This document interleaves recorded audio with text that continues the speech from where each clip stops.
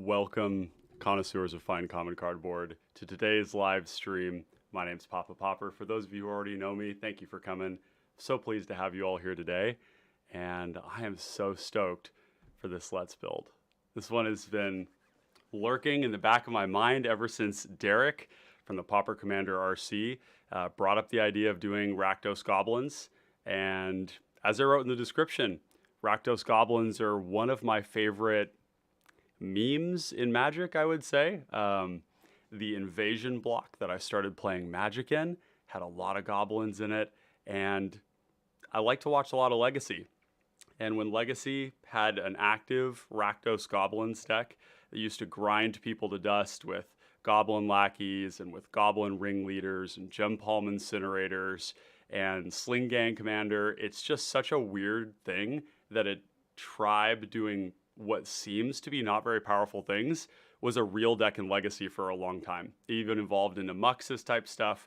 And the reason I bring it up is because at Common, we have some of the most famous tribes and some of their best cards. So it's a really exciting space to work in. We get Goblin Matron, we get this huge tutor box. So very stoked to be doing this today. Hey, Calvin Beal, welcome. Glad to have you in the stream. Don't know that I've seen you here before, so stoked to have you here. Couple of things that I want to do, couple of housekeeping things before we get started. First and foremost, I do want to just go and thank all of the patrons who have done so much to make sure that this continues to happen. So want to list off their names and just give them special credit for what they do to make this all possible for Clay and I to continue this project and continue pushing the format forward. So we have the following people are supporters of the channel through our Patreon: Zach, Scooby, Chris, Tristan, William, Paul, Corey, Derek, Devin, Ian, Bobby, Jin Shooting Star, and our longest supporting patron, Noyark. Thank you all so much for everything you do to make all of this possible and for the support that you show us. If you too want to become part of our patron and also join the exclusive supporters only section of our Discord, this is how you get there. I will bring this up here. This is our Patreon. This is our / Common Connoisseurs Patreon, where we have all sorts of levels, all the way from $2 a month, half a cup of coffee, all the way up to different levels that offer different levels of support.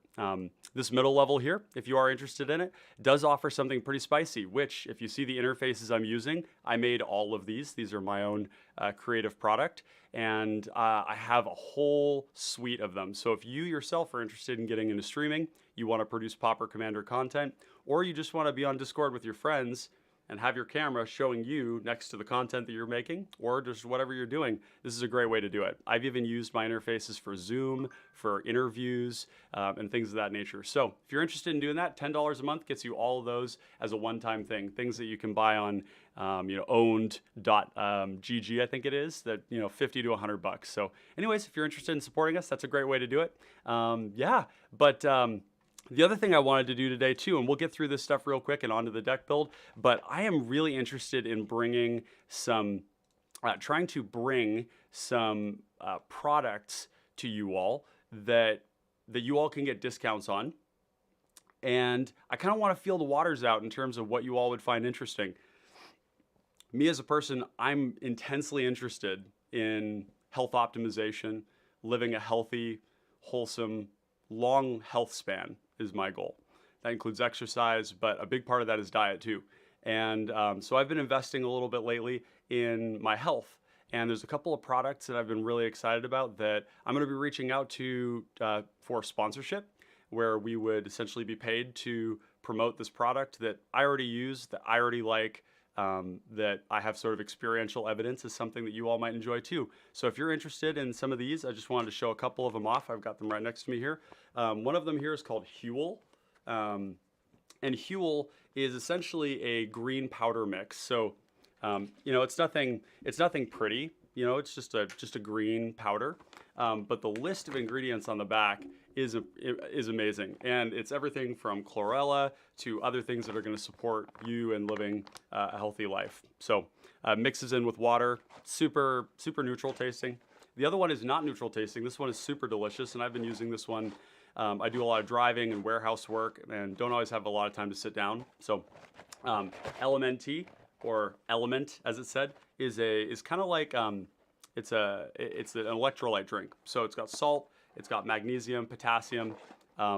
Was just reading a stat a couple days ago that said that somewhere between like 50 and 60% of Americans are magnesium deficient. And one of the things you want to do when you're consuming magnesium is to be having potassium as well as salt and all that stuff. And this is basically optimized around that balance. So that there.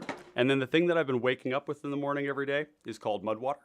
And this stuff, this mud water product here, has a really interesting mix of things that help you kind of replace coffee. I don't really respond well to caffeine, but it is nice to wake up with a morning ritual. And this mud water has chai, has cacao, lion's mane mushroom, cordyceps mushroom, chaga, reishi, cinnamon, turmeric, and Himalayan sea salt. And it tastes incredible. This is not like some weird, voodoo, nasty tasting mud water drink. It's actually like a delicious, delicious way to start your day. A little bit of this, a little bit of coconut oil. It comes with a little whisker, and it's a great way to wake up in the morning. So those are the health products that I'm looking at. And then the last one is something I'm really passionate about. I love live music. And when it comes to live music, I've already lost some hearing. Okay. I don't just like being at the show. I'm sweating my brains out right next to the subs on all three sides. It's my favorite thing to do, is just dance my brains out. You got to have ear protection. I used to work in harm reduction at festivals and things of that nature. And I used to bring boxes of like 80 earplugs, and most of them would be turned down because people just weren't into it. Nowadays they understand that their hearing is important. There's certain new science coming out that correlates hearing loss with early onset dementia. So to prevent that kind of a thing, I've purchased this product called Loop. I'm going to put them up in front of you here. Hopefully it adjusts. But basically it's a ear bud that has a little hole in the bottom of it, and it's hollow. And this helps attenuate the sound, and they look really cool in your ear too. So these go from 18 all the way up to 23 decibels, which is great if you like to be up in front. And it's another product I will be reaching out to talk about with sponsorship. So anyways, this is kind of just a tester for today.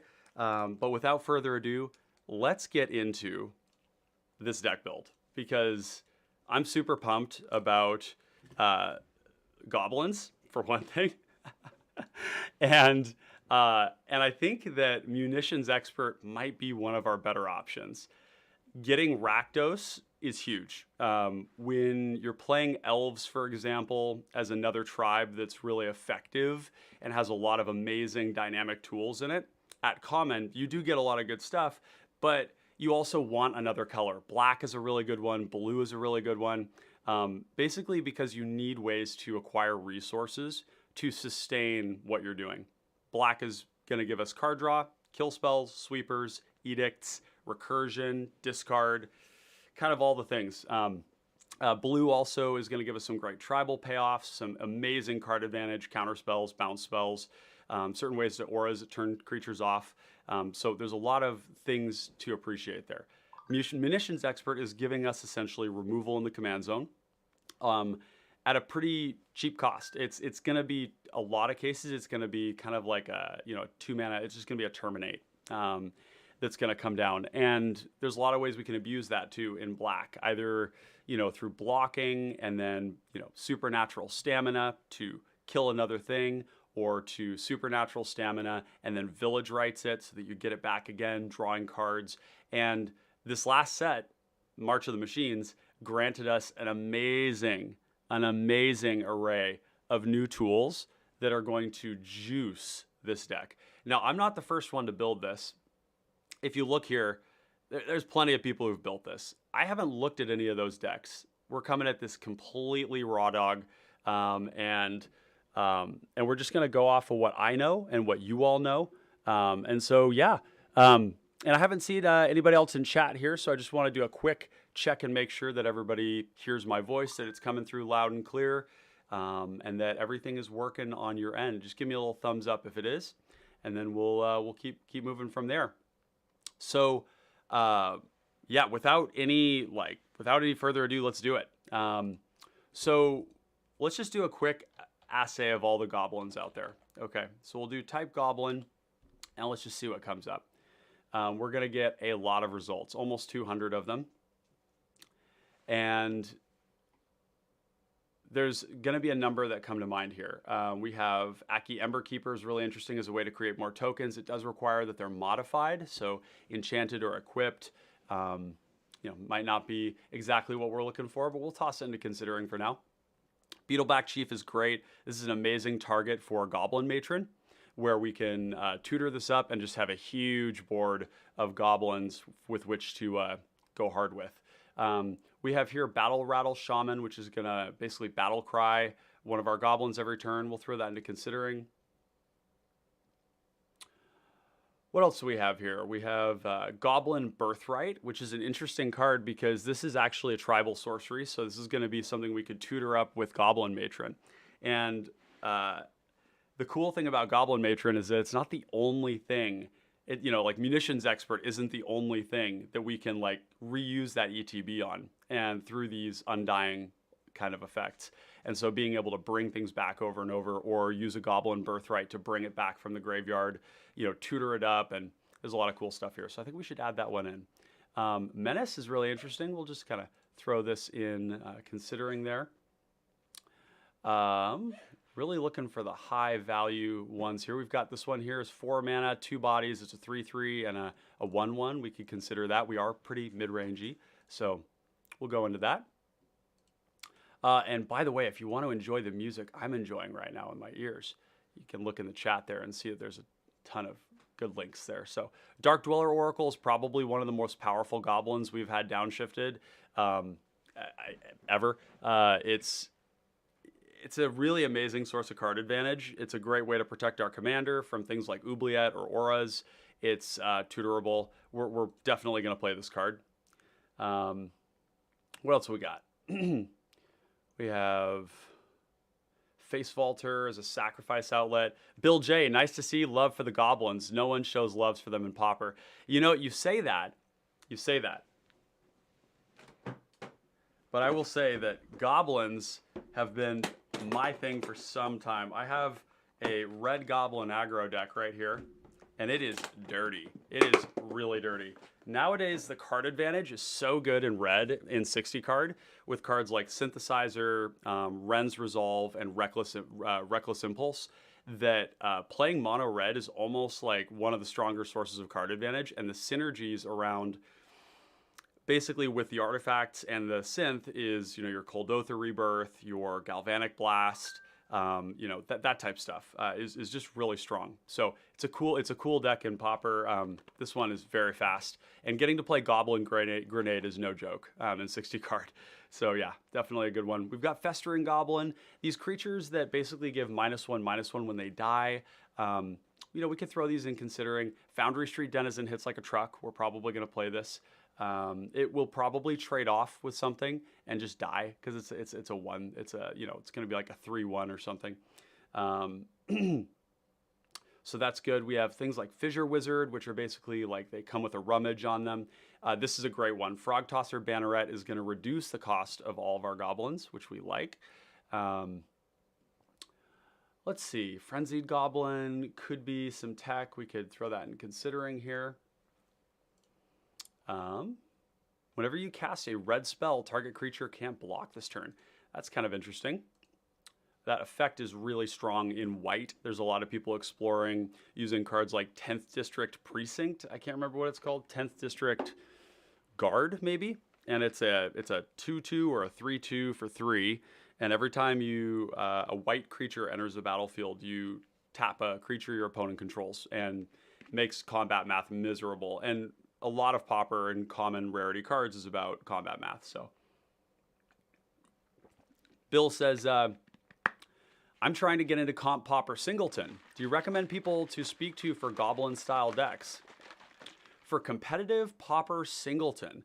So Bill, can you clarify for me, when you say competitive Pauper Singleton, do you mean Pauper Commander?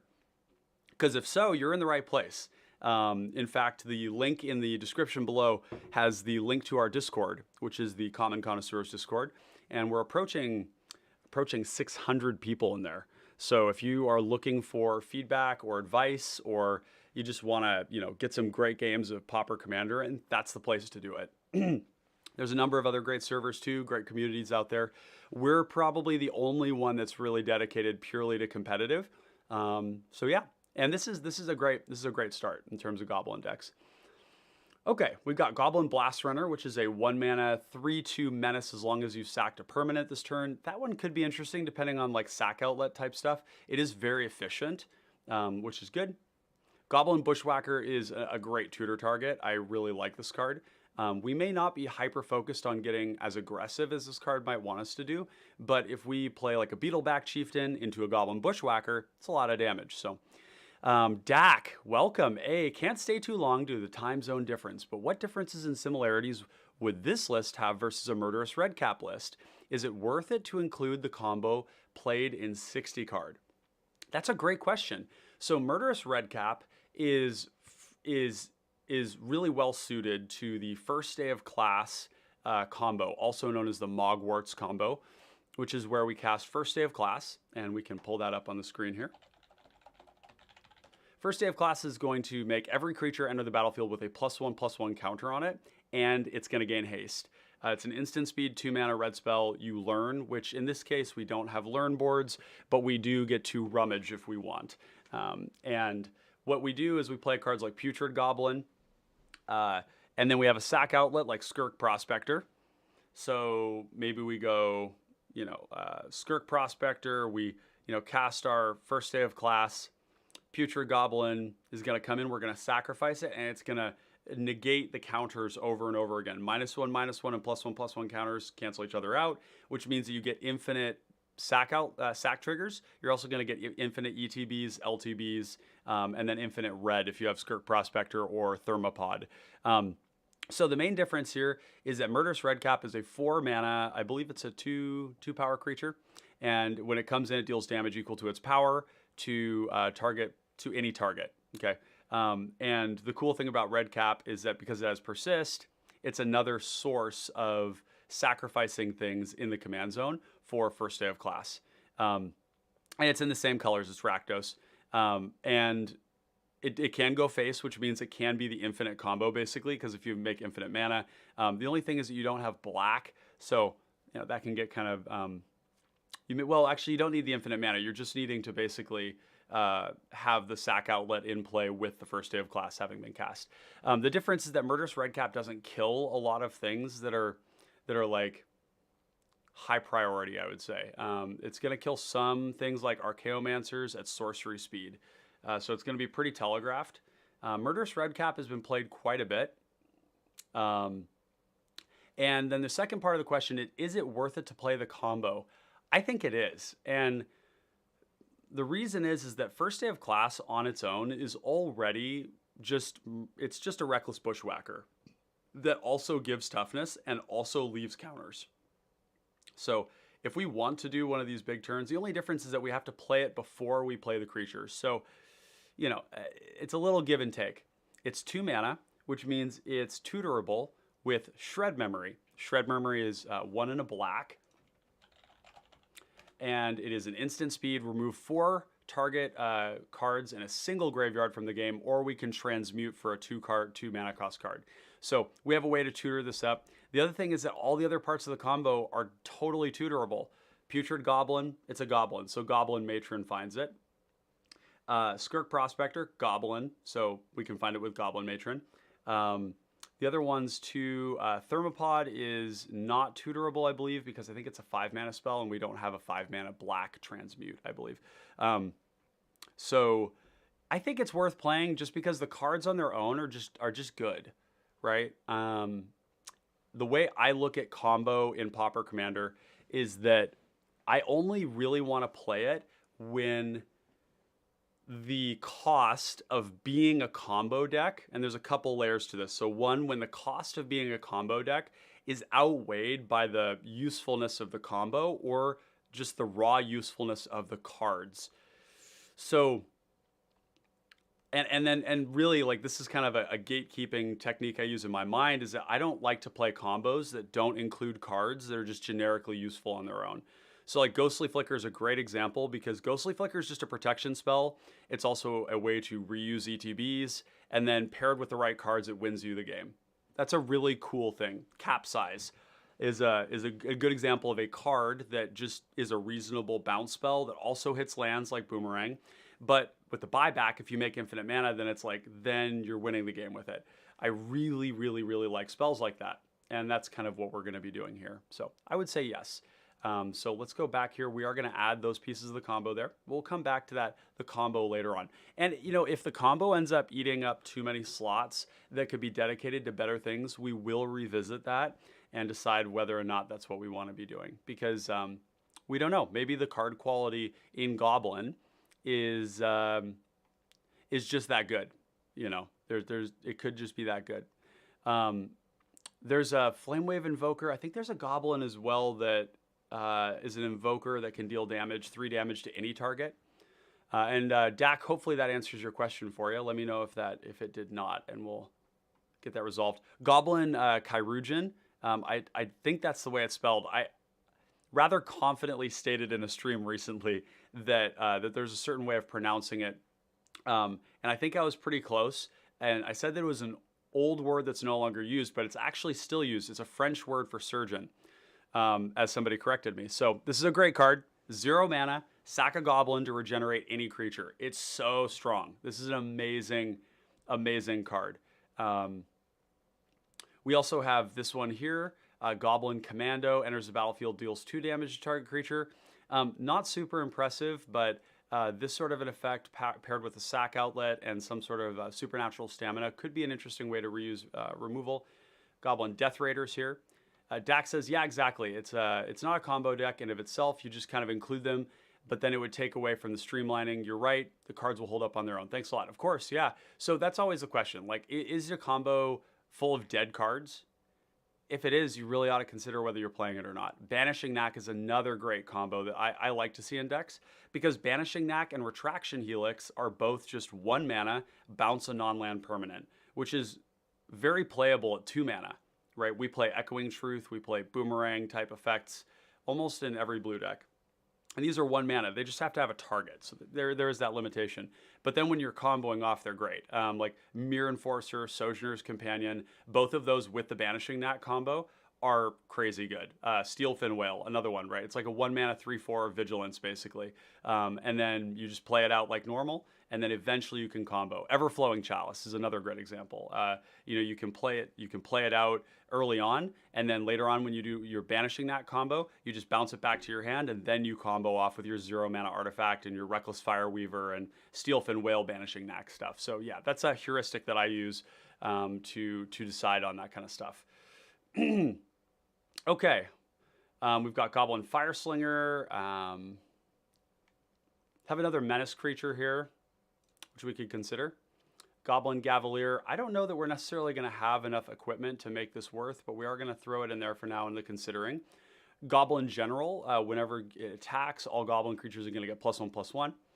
Dak says, we'll have to tune out for the night. See you on the VOD, and happy brewing. Hey, thanks for stopping by. Glad that you were able to come on and join, and I hope to catch you in a future stream or in the Discord server. So hope you have a good night, and we'll catch you on the flip. Goblin Heel Cutter is another great card. This just making things not block is really strong. Provoke is an interesting one. I don't know that we have anything to pair this with that would really make it super strong, because Provoke is scary when you make a creature big, because it becomes a form of repeatable removal. So yeah, maybe we play this, maybe we don't. We'll throw it in considering because it is a notable goblin. Goblin Lookout's really cool. This one's tap sack a goblin. All goblins get +2/+0 until end of turn. This is very strong. And you know, you could see turns where maybe you cast your Munitions Expert, sack the Munitions Expert during your turn. You cast, maybe you supernatural stamina it kills another thing, and then all your goblins have gotten bigger because of it. So I think this is a really good one. We've got Goblin Instigator. This is a classic. Goblin Matron is like one of the better reasons to be playing this. We even get some like changeling spells that we can tutor for this, like Nameless Inversion. And we get an Edict with a Warren Weirding. And so yeah, this is like the reason to play the deck in my mind. This is a very famous card for a reason. When a card says Goblin card or creature card, like when it doesn't have creature card in it, that's a huge signal to you that, oh, I need to be looking up changelings, basically. So.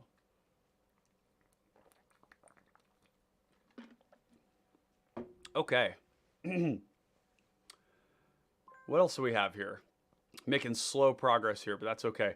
Goblin Replica would be interesting. This is a tutorable way to destroy an artifact on a reasonable body. I kind of like having a toolbox of stuff so that we have all of our bases covered. And one sec, I gotta kind of move my camera here, make sure everything's all working. Okay. So yeah, I like this kind of a tutorable effect. Got Shortcutter, another sort of ETB can't block.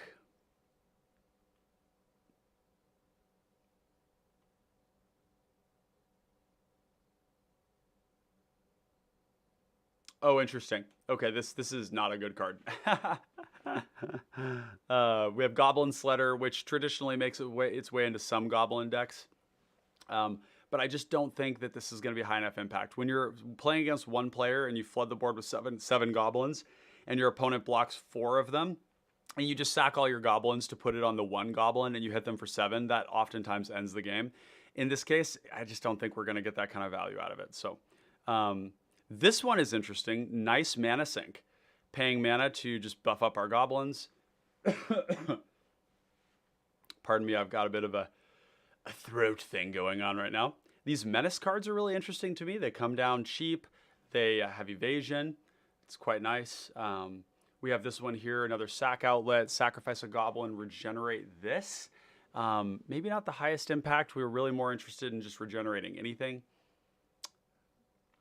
And of course, if you all come up with ideas as we're going through this about other cards that you would like to see in the deck or you think would be good, let me know and post it in the comments so we can get them included. All right. So we've also got Impulsive Pilferer. I really like this card. It provides so much value. 4 bodies, 4 treasure tokens. It's just a lot for a 1/1 for 1 that you can, it's just really good. Here's another one. Whenever a player plays a red spell, you may pay 1 if you do target creature can't block this turn. This seems strong. Like if we cast 2 spells and now our opponent can't block and we can just kind of like swing in with a bunch of shitters. And oftentimes our Goblins are going to be that. They're going to be small, insignificant, not very powerful.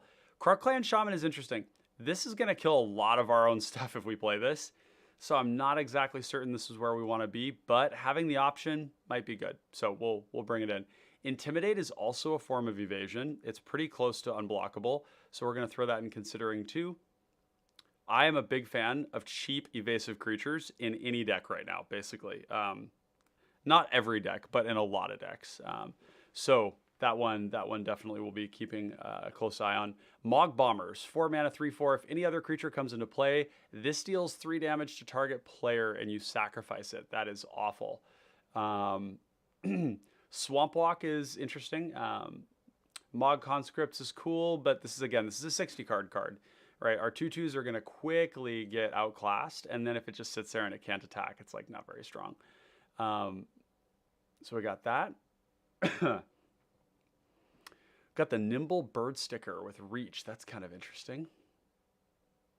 We have the Mud Button Torch Runner. This one's kind of cool. Makes your opponent not really want to hit you because you can just block and kill their things. Prickly Bogart has Fear. Fear is really good. This is, again, Fear, Intimidate, Menace. But like Fear and Intimidate in particular are like pretty hard to get around. Here's our Putrid Goblin. This is our combo card.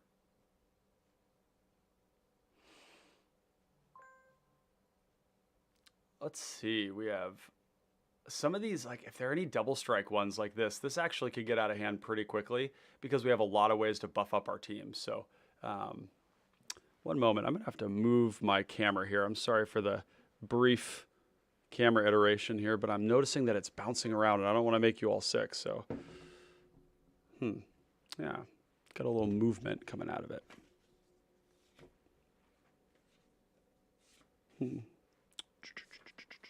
Fold over a little piece of paper to get underneath this camera. So,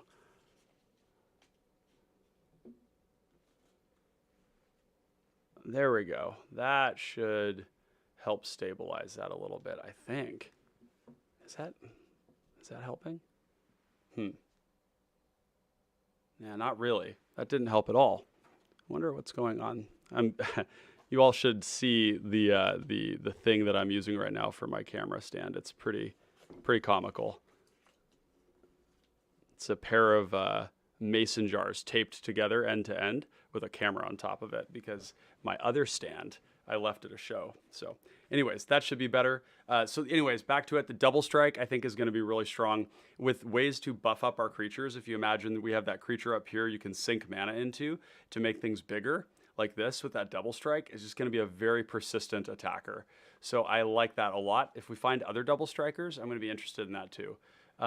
This red cap here is interesting. Comes in, it's going to put a counter on a creature and give it first strike, and it itself has first strike.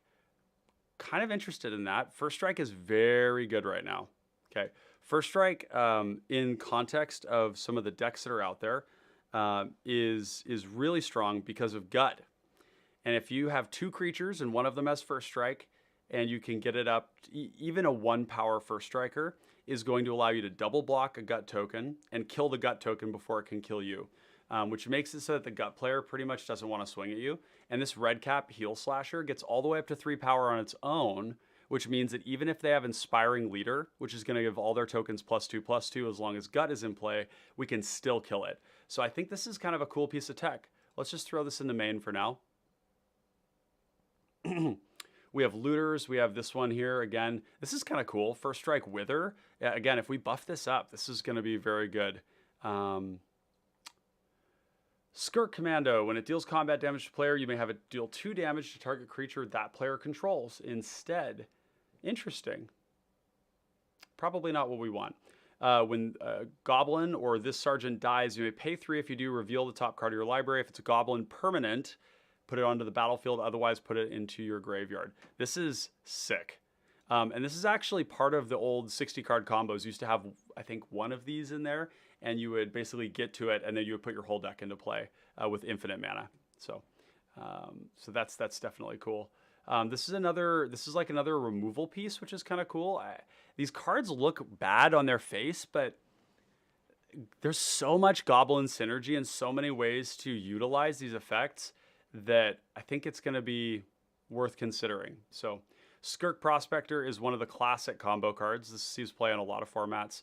Sparksmith is a great card. Hurts a lot, but it's a repeatable removal tool, which tends to be pretty strong in Pauper Commander. At common, the ability to kill creatures over and over again oftentimes represents a significant slowing down of the pace of what anybody's trying to doing fast. Right, like just killing their creatures over and over again can be pretty ruthless in a format where like most of the action is happening through creatures. Counterspells and removal are good. Removal is particularly good because creatures are such a big part of how you win the game. So,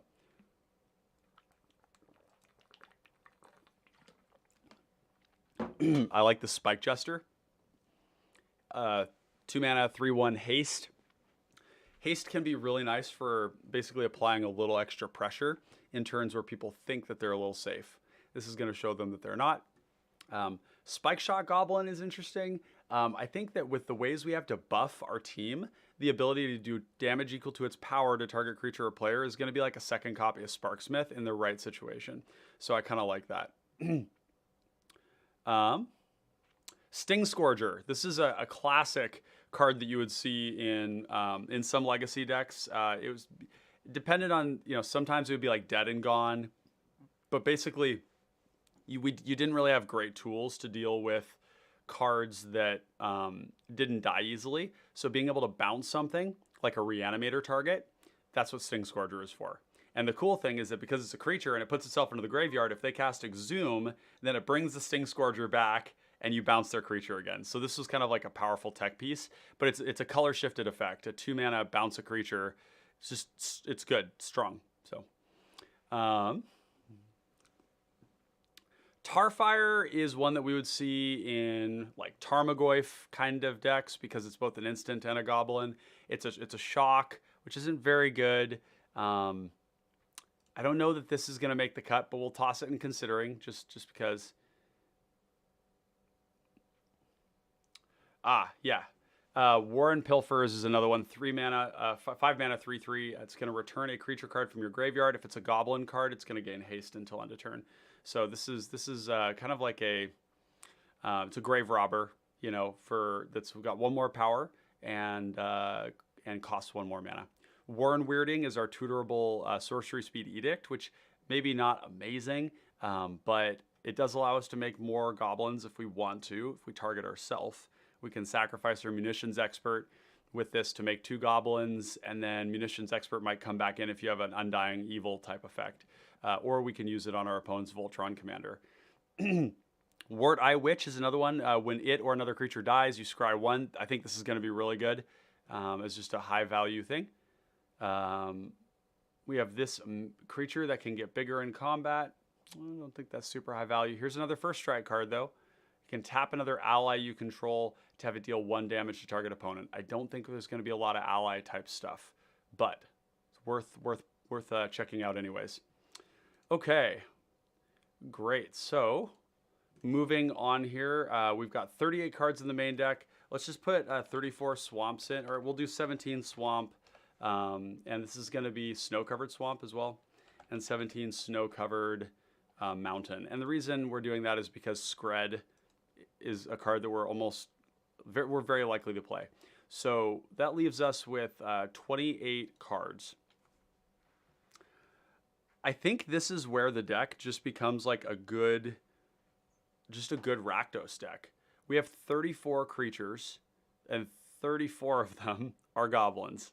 We're going to add some more creatures that are just good red and black cards. Like, we're going to want the Monarch, we're going to want the Initiative, we're going to want good kill spells, you know, maybe some sweepers, maybe, you know, definitely some edicts. And we're going to want ways to reuse our creature ETBs with Undying Evil effects. So we're going to do return. So actually, let's get some stuff out of the way. Vicious Battle Rager, perhaps just one of the best cards in black. Gives us the initiative. It's a 1/5 for 4. Basically can't be blocked unless somebody really wants to pay the iron price. We're definitely playing that. Thorn of the Black Rose is also a great card. This is going to grant us the Monarch with all the bodies we're going to have sitting out there. It's going to be fairly easy to hold the Monarch in the initiative, and as a mid-range deck, that's something we want to do. Red also has Crimson Fleet Commodore. And Crimson Fleet Commodore, this one we'll see whether we play or not. It's pretty aggressive. It's a 4 mana 5/2 trample, gives you the Monarch. The problem with this card is that usually it only gets 1 swing in because it's 5/2. So this man, if it's too bad it's an ogre and not a goblin, because if it were a goblin, being able to tutor for the Monarch would be sick. Staunch Throne Guard is another one. This one is actually it's just so universally playable in so many decks because it's a 2/5 with Vigilance. So it's great at getting the Monarch when it comes in and then getting it back later on while holding it. It's a great blocker. Even though it loses a lot of power, it just blocks so well. 5 toughness creatures don't die to very many things in the format, so it's a good one. We also have Underdark Explorer, which is the 5 mana initiative card. And it's nice and aggressive. It's a 5/3 menace for 5. It's going to give us the initiative. It's a great card. We're actually going to play Trailblazer's Torch as well. Initiative is just that good that we're playing it. This card, though, is special in that it gives the equipped creature the ability to do like 2 first strike damage to each creature blocking it. So for 1 mana, we can kind of take one of our creatures and we can safely charge in knowing that some of their blockers are going to have a hard time blocking. And it's going to be 4 mana gain the initiative, which is good. So that's our initiative and our Monarch out of the way there. There is Crown Hunter Hireling is another one. And I think we're actually going to play this. Crown Hunter Hireling is a funny card. It cannot attack unless a defending player is the Monarch. And when it ETBs, you gain the Monarch. So 5 mana, 4/4. The funny thing is that when we have the Monarch, we generally aren't attacking anyways. So the fact that it can only attack when we need to get it back is like, it's fine. You know, I actually quite like this card. It's big. yeah, so I think it's probably worth it. Probably what we want. And of course, the person who takes it from you has to decide whether they actually want to be hit by a big 4/4. So it does make people think about whether they're going to do that. I'm realizing there's a couple of other goblin cards that are not creatures. So we're going to do O, so Oracle Text Goblin, and then -T is not type Goblin, because what we want now is we want all the cards that reference goblins that we may have missed. And this is where we get into the cool stuff. Goblin Caves is such a good card in this deck that we are actually going to play a way to tutor for it, making all of our tokens into like 1/3s. It's amazing for blocking, but it's also amazing for attacking. They have to start to like stack creatures up on our creatures to kill them, and that means we can just kind of like poke in for damage over and over and over again. Empty the Warrens is probably just worth it. You know, in like a reasonable mid-range deck, we're probably going to get like, you know, between 4 and 6 goblins out of this, which is great for 4 mana. Dragon Fodder is good. Brightstone Ritual is strong. I don't know if this is exactly what we want to be doing, frankly. Like rituals in this like mid-range deck, but we'll see. We'll see. We might. We have Goblin Gathering is not worth it. Goblin Grenade, just being able to point this at somebody or something and kill it. This is going to be like 1 mana, terminate, sack a creature. Goblin Shrine is really cool. We can tutor this for with Shrine Steward as well. Shrine Steward is the 5 mana, 3/2 artifact creature, ETB, search for an aura. We'll be able to get Shrine, or we'll be able to get Goblin Caves. Shrine does have the possibility of killing a bunch of our own shit, which would suck. But this permanent buff for all goblins is great. We definitely want this. Goblin War Party, exceptionally flexible. It's an anthem, going to give haste. It's basically another copy of Bushwacker that can also just make bodies, or if you have tons of mana, then you make 6 power worth of hasty goblins. Goblin Warstrike is going to kill somebody. Just outright, just going to kill somebody dead.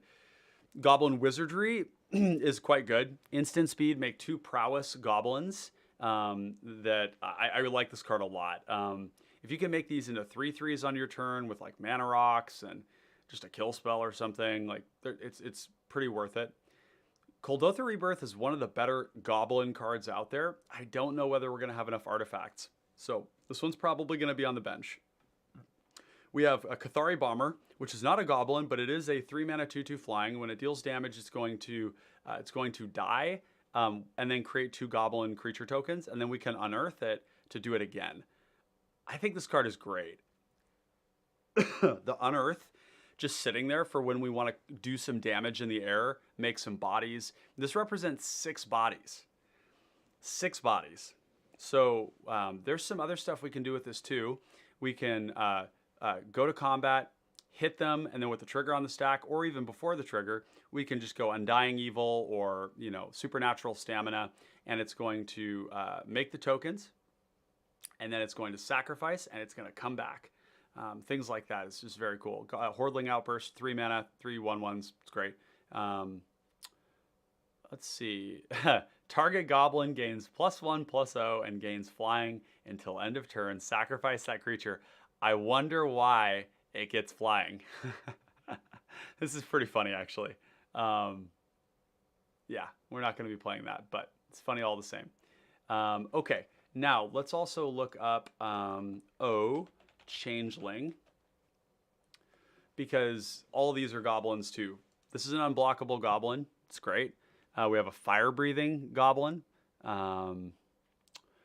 Blades of Velasvel is interesting because granting a creature all creature types has some side benefits to it that you should always keep in mind.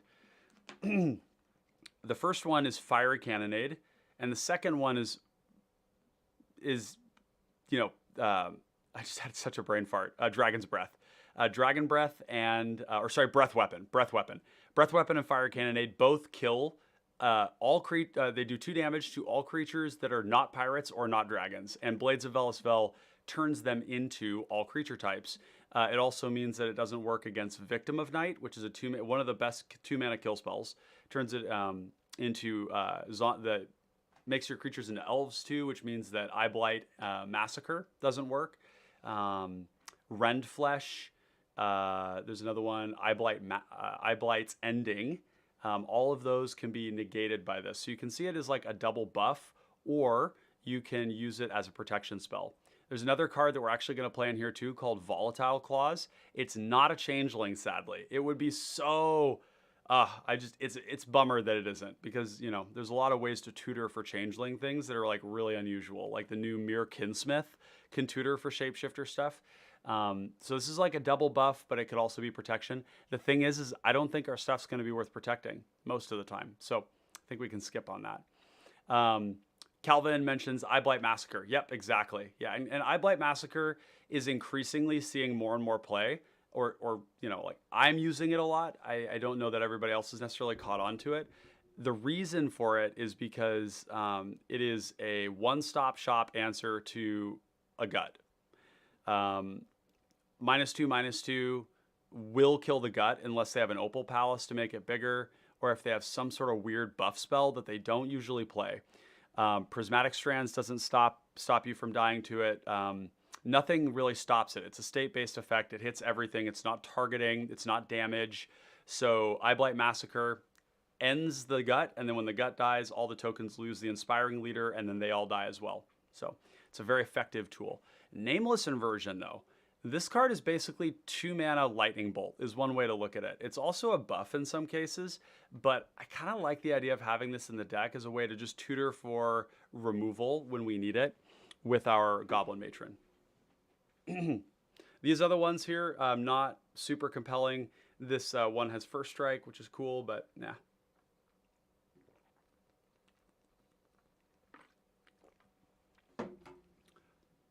Okay, so we got Changelings, got Goblins, and we're up to 92 cards. You can see this is going to be, we're going to have a lot of cuts. So let's do function, removal, type instant, and let's see what we get. We're going to get Defile, we're going to get Snuff Out, Abrade. Some of these we're just going to go right away. Anoint with Affliction, Abrade, Augur Spree, no, we're not doing that. Blood Frenzy is a card I've been really interested in lately. Let's put it that way. Blood Frenzy, a target attacking or blocking creature gets +4/+0 until end of turn. Any creature, yours or anyone else's, end of turn, destroy it. This is really interesting. This is a card that reads one way but plays another. If you have an opponent who's attacking another player, you can buff up their creature. Maybe if it doesn't go blocked, or maybe if the trade, if it's just a suicide like charge, they're sending a bunch of stuff in and the person goes, they're gonna eat that creature, and you Blood Frenzy it. And if the opponent doesn't want that, they have to spend a card to kill your opponent's creature so that it doesn't kill their creature. And either way, you're taxing your opponent's resources. So it does have that attacking or blocking clause on it, but I like the way that this applies pressure in unusual ways. So this is cool. We are wanting... How many options, by the way, is function removal? 266. I mean, we're going to be nowhere near to playing that. We got Cast Down is potentially an option we could consider. Collateral Damage, pretty sick, actually. If we want to, like, play out our Munitions Expert, get a ton of different kind of removal value out of it, we're going to put it in considering because there's better kill spells out there. Okay, what else we got? Dead Gone, kind of interesting, but probably not. Deadly Alliance. Let's go back really quick and see what we've got here. So we have 5 rogues, 10 warriors. Yeah, it's not enough. It would need to be 2 mana for it to be good. And it is probably going to be 3 to 4 mana most of the time. Our commander isn't even one of those creature types, so not good enough. Death Rattle is very interesting to me. This is kind of an underplayed card. It not killing green creatures is not nothing, because Gretchen is a powerful combo deck. So we'll put that one considering. Defile is a favorite of mine. Defile is at its minimum usually -3/-3, but it scales ridiculously hard. This card, you know, in a lot of decks is going to be like, it's going to be like Tragic Slip, you know, like -10, you know, just something ridiculous like that. I really like Defile. I play it in a lot of decks. Doomblade is good. We may actually find, though, that that we have better removal than even Doomblade or Cast Down. Okay, what else do we have? Okay, Echoing Decay is really good. This is another one of those cards that's really good against Gut right now, because it's not just Gut that makes skeleton tokens. It's all of the initiative cards make skeletons. So you can get some pretty high value off of an Echoing Decay, and it also just kills the Gut. It kills the Gut or it kills the tokens, depending on what you need. So, yep, that one's good. Although we may actually, we'll have to see. Gut may not be a thing that we're worried about because we go pretty wide. So we'll have to see. You know, we'll have to think about that a little bit. Okay, what else do we have? Fiery Impulse, cheap, efficient, 3 damage usually. It requires instants and sorceries in the graveyard, but we only have, I mean, we're going to have like 40 creatures, so probably not. Final Flourish. This is from the new March of the Machines. Look away if you don't like your spoilers, but this card is insanely good. 2 mana, -2/-2. Again, it meets that Gut protocol, but it's also sack an artifact or a creature is the kicker to do -6/-6. -6/-6 is really relevant.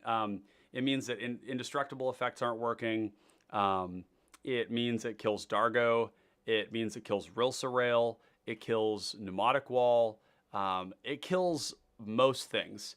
It even kills like a Mockrit Behemoth, which is, you know, a 7/6. So not a card that sees play really, but it's a big hit for just an artifact or a creature. A lot of times we just have treasure sitting around or a token. In this deck, we're definitely going to have it. So cool card. Fissure is not a card we're going to play, but it reminds me that this Rakdos deck is going to want to have Wrecking Ball in it. If you're playing Rakdos, there's a really good chance you want to have Wrecking Ball in your deck. It's a 4 mana, instant speed, 2 red and a black to destroy a land or a creature at instant speed. Destroying lands at instant speed is...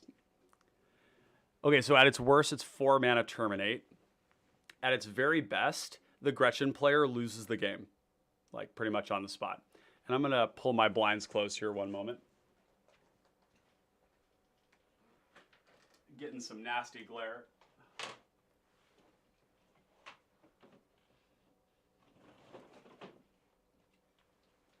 All right.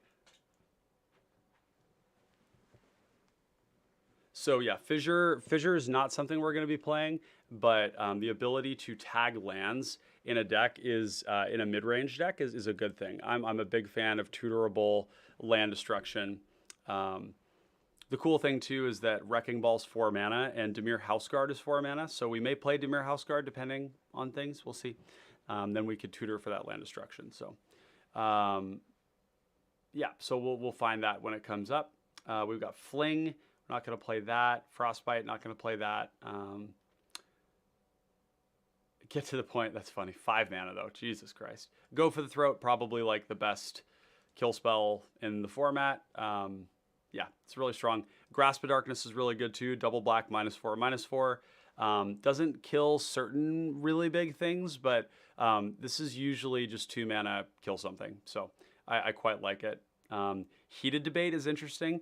It is like murder, you know, pricing, but it is uncounterable and it is 4 damage. So we'll throw it in for now and we'll just see later on if it's still going to make the cut. Okay. Continuing on here, another card that I've actually been thinking about a lot lately that I don't see any commentary or attention on is the other 2 damage sweeper, and that is Lava Storm.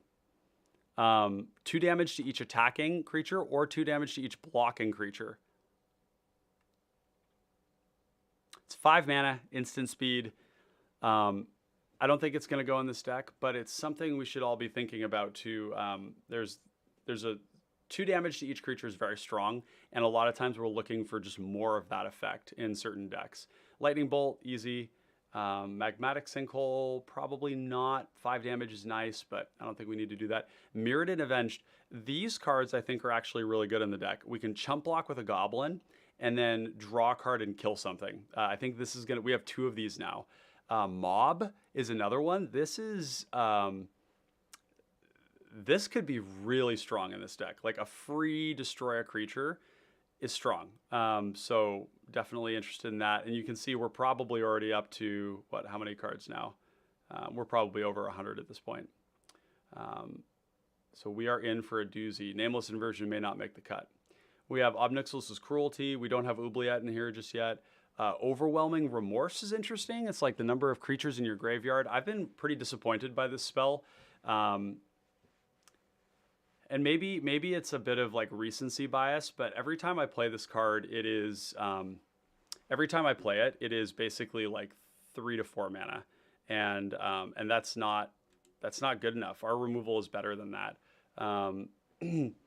But it's exile, it's instant speed. It can be really, really cheap. It can be cheap as a black, and we're a deck that is full of creatures, so maybe this is the home for it. Outnumber is going to be strong here too. This is going to be like 1 mana Terminate in a lot of cases. We're just have all these goblins in play. 1 mana, deal damage, equal the number of creatures we control. Pretty cool. Oh my god. Pax Disdain. Wait, is this... Yeah, this is really good. Okay, so... -1/-1 for each permanent of the chosen type you control. So we choose goblins.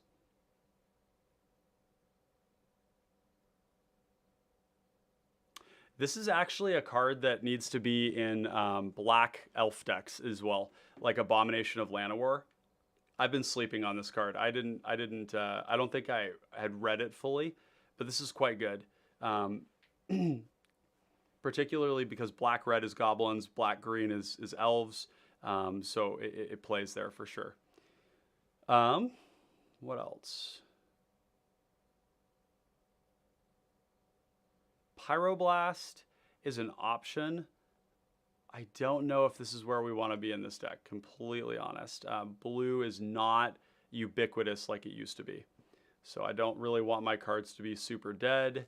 We're going to put them in considering just because we should consider them, but I'm dubious.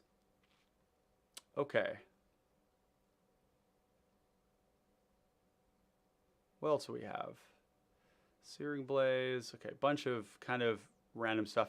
Shatter the Source is interesting too. This is basically like Mob, but it also destroys artifacts. I really like this card.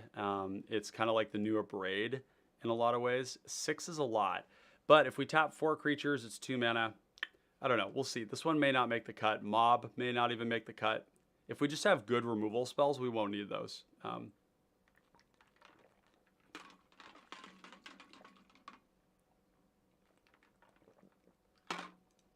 We definitely play Skred.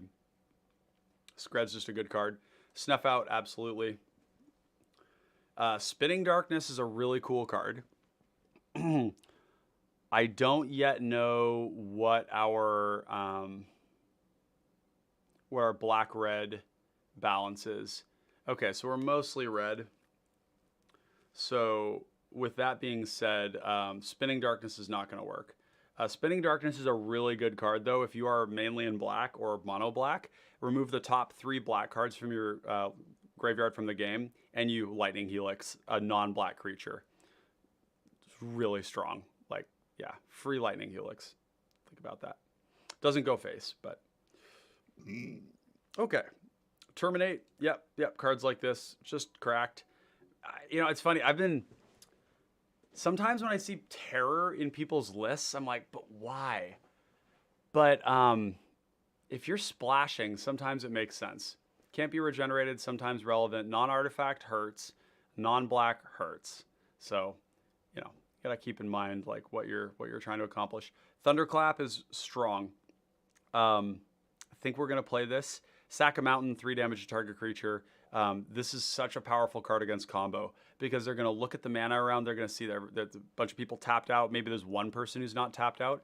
And maybe that person the combo player looks at them and says, okay, I've got one counter spell, so I can stop them, and then you thunderclap them, and it hurts. Somebody thunderclapped me playing Dragon's Rage Channeler in my last game, and it was, yeah, it hurt.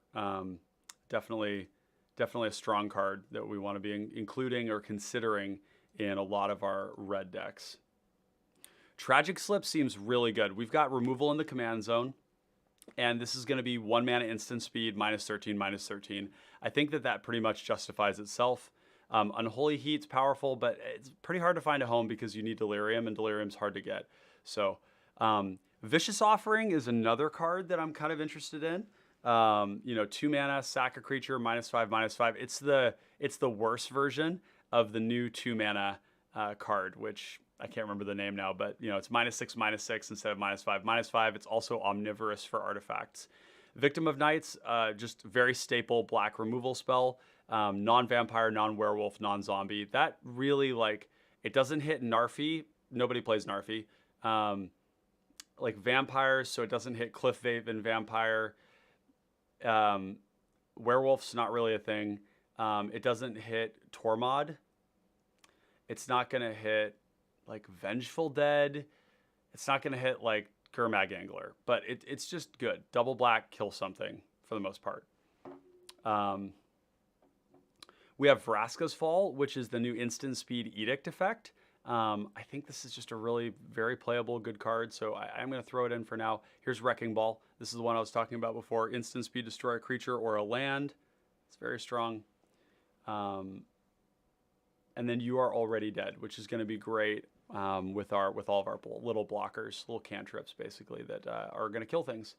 Okay, so now we've got all of our removal here, except we do not have Oubliette, and we're just gonna put that card in. Oubliette, if you don't know, it's just a really disgusting black card that phases your opponent's creature out until Oubliette leaves, which means they can't recast their commander. So it's a pretty awful card to play against.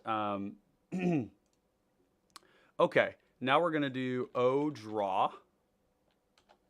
And what we really want to see is, and I can actually just rattle these off. We don't need to search for them. We're going to do Siphon Mind. We're going to do Read the Bones. We're going to do Sign in Blood. Once it pops up. And we're going to do Night's Whisper. This is also a deck where Reckless Impulse and Ren's Resolve are going to be good. These cards they're not an auto include in every red deck. And the reason for that is that, let's see, did I not get Ren's Resolve? And the reason for that is that if you're playing counter spells, Ren's Resolve and Reckless Impulse, are going to put counter spells in plain sight, basically.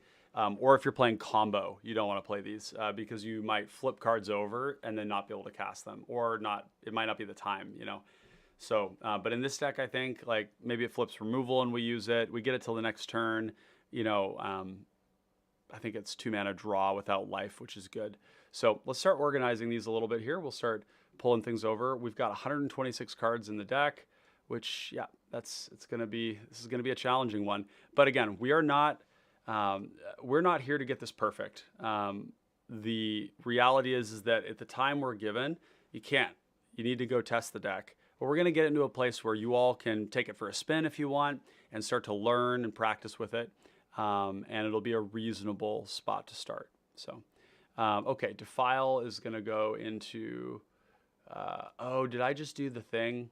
Oh, shoot. Yeah, okay, I need to actually undo these. I used global tags. So let's remove these tags. I do not like global tags. They're useful in some ways, but gotta get rid of those. This does not have any tags yet. So we'll go change tags, draw. When you put the exclamation mark right after the hashtag, it makes it into a global, which means all of your cards that you ever, do will be placed automatically into that category, which could be good in some cases, but I think that in this case, I don't want that. Most of the time, I don't want that. Rather do it myself. Okay, Thorn of the Black Rose, Vicious Battle Rager, Crown Hunter Hireling, Staunch Throne Guard, Underdark Explorer. These are all card advantage. Crimson. We've got our Goblin Matron is a tutor, so we're going to put this in a different category, like that. And then I'm glad to see that some of these cards aren't that good because we're going to have to make some cuts. So there we go. Removal. This is also card draw because it's initiative. So we got removal here. We're going to do, this is going to be under edicts. Goblin Grenade can be removal. Blood Frenzy is removal. Scred is removal. Outnumber. Mirrodin Avenged. Tragic Slip. You're already dead. You can see that we could go like pretty hard. You know, maybe there's even a build of this deck where we're like, you know, like really deep in removal, and then our bodies are like cards that make lots of bodies at once, and then we kind of ride that.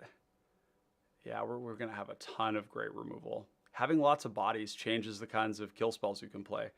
Anoint with Affliction's interesting. We might not actually play this because mana value 3 or less is like, it does hit gut, it does exile, it hits most commanders, doesn't hit some. But that's like most kill spells. Most kill spells don't hit everything. And it is instant speed. So we'll put it in for now. Cast Down, Doomblade.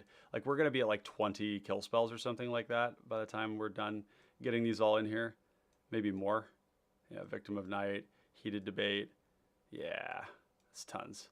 Mob. Yeah, we're at like 26 probably. Shatter the Source. Yeah, 25, 20, 24.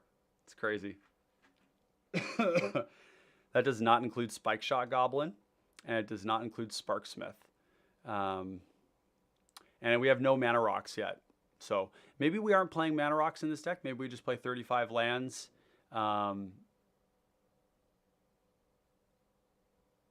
Yeah, that might be the case.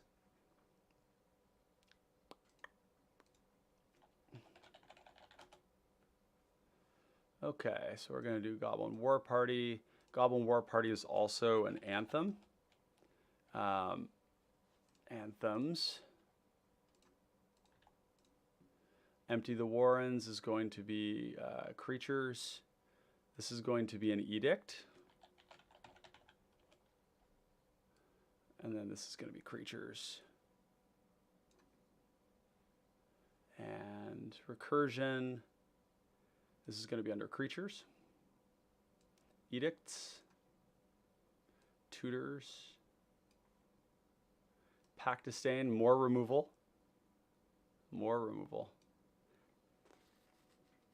Echoing Decay is going to be a removal as well as a sweeper, so we'll go and name that. Snuff Out, oh my god, 31 kill spells that we could consider here. Yeah, cards like Blood Frenzy might not make the cut in that case, although it is still pretty good.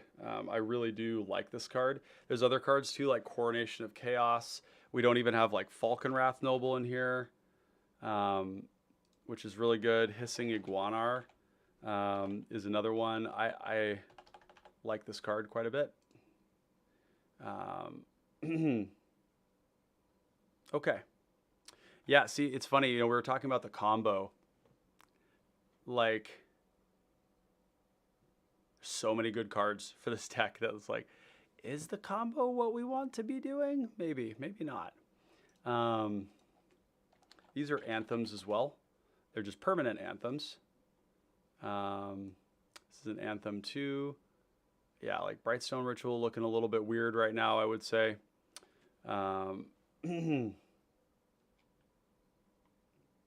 And we have our traditional card draw suite here. Siphon Mind, we have the Wrens. We could play Synth as well, but we don't have a lot. Well, it sacks itself. Experimental Synthesizer is a good card. It's making a body, it's cantripping each time, you know, the first time, and then when you sacrifice it to make the 2/2, you're going to get another card off of it. So it's like 4 mana, draw 2, make a 2/2. Which is like better than, it's a 2/2 Vigilance. It's better than Muldrifter in a lot of cases. Okay. Back to this. We're going to go creatures. Creatures.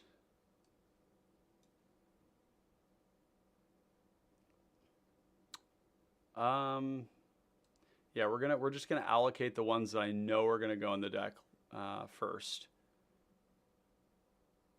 Bushwacker, Goblin Chirurgeon, Taskmaster seems good. Impulsive Pilferer is very good. Goblin Dark Dweller is very good. Frog Tosser Banneret is great. Goblin Instigator, great. Drill Sergeant seems like a great card to grind with.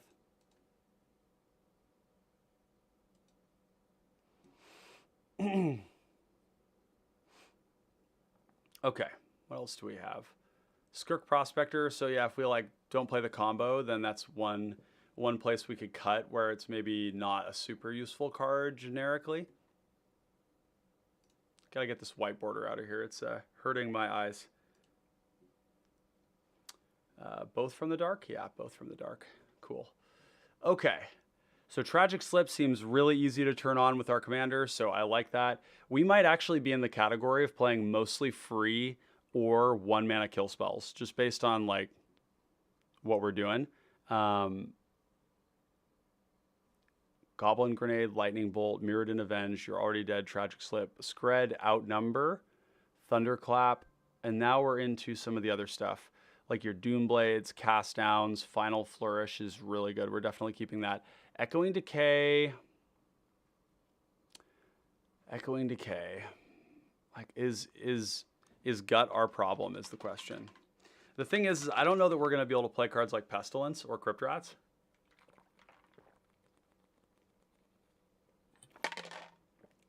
Because we are so creature focused and they're small. So this is maybe useful in that we don't have a lot of sweepers. We are going to play Arms of Hadar. This is another really great card that not everybody's considering right now. It's all creatures target player controls gets -2/-2 until end of turn. So put that under sweepers along with Echoing Decay. Calvin says, yeah, Pestilence and Crypt Rats are what gets played against you. Yeah. I think we are probably not happy to see those cards played against us. I think that it's funny. It's like we're kind of collateral damage to those cards. They don't play it because we exist. They play it because they're really good cards, and they will hurt us for sure. Yeah, undeniably so. Pack Disdain is interesting. So I'm hype on this card, but like we have to have like 4 goblins in play for this to be Grasp of Darkness. And if we top deck this and we have no creatures in play, then it's like really bad. So maybe Pack Disdain doesn't make the cut here. We'll do Considering. Nameless Inversion is not going to make the cut. Our removal is way too damn good. Heated Debates, 3 mana for 4 damage. Not good enough. Mob and Overwhelming Remorse. These cards. Overwhelming Remorse is harder to turn on than Mob. And Shatter the Source is harder to turn on than Mob. So we'll have to see. We're at 27 though. Like look at how good these cards are. Goblin Grenade is great. This is sorcery speed though. I like the idea that we could just point it at somebody's face and just smear them. But I think that our board presence is like sufficient to apply that kind of pressure anyways. So Goblin Grenade may not make the cut here. I mean, it's crazy because you can go like Munitions Expert. You know, oh, we don't even have the Undying effects yet. We don't even have the Stamina effects yet. Oh, yeah, this is going to be a tough one. Okay, Blood Frenzy's got to come out then. Cast Down, Doomblade. Jesus, the removal's so good. Like, these cards start to look not great. A Braid we don't need because we have the new... oh, no, Final Flourish doesn't hit that, but Shatter the Source does. So I think we play Shatter the Source instead. This might be another one where it's like, I mean, it hits Dargo, which is good. It hits really big things with 6 damage, which is better than a Braid. And sometimes it's going to be free. Other times it's going to like be unplayable maybe because we got swept. Maybe a Braid is where we want to be. I'm not sure. Final Flourish, Echoing Decay, Doomblade, Cast Down. All right, let's just drop the Cast Down and the Doomblade for now. Anoint with Affliction. outnumber. We do want to be careful about how many of these cards require a certain number of goblins in play, basically. But we're not going to play sweepers, so having like 20 kill spells in this deck is like not outlandish. Oh, these draw cards too. I love it. Love it. Love it. So much card draw in this deck. Holy shit. Goblin Warstrike is cool, but it's only hitting players. So like I would much rather play Massive Raid in that case, which is instant speed, 3 mana. Just all the creatures you control deals damage to any target. So it's like a 3 mana murder, but you can also point at people's face. So I think we're going to put this into sideboard for now. I really like that card. We'll do sideboard for Brightstone Ritual, sideboard for Goblin Warstrike. These are powerful cards, but we just got to figure out where they're going to go. I'm not convinced that we actually need mana rocks in this deck. We're a mid-range deck, but like our curve is like very low. Like 30 spells. Oh, 32 spells. Yeah. I mean, yeah, such a low curve.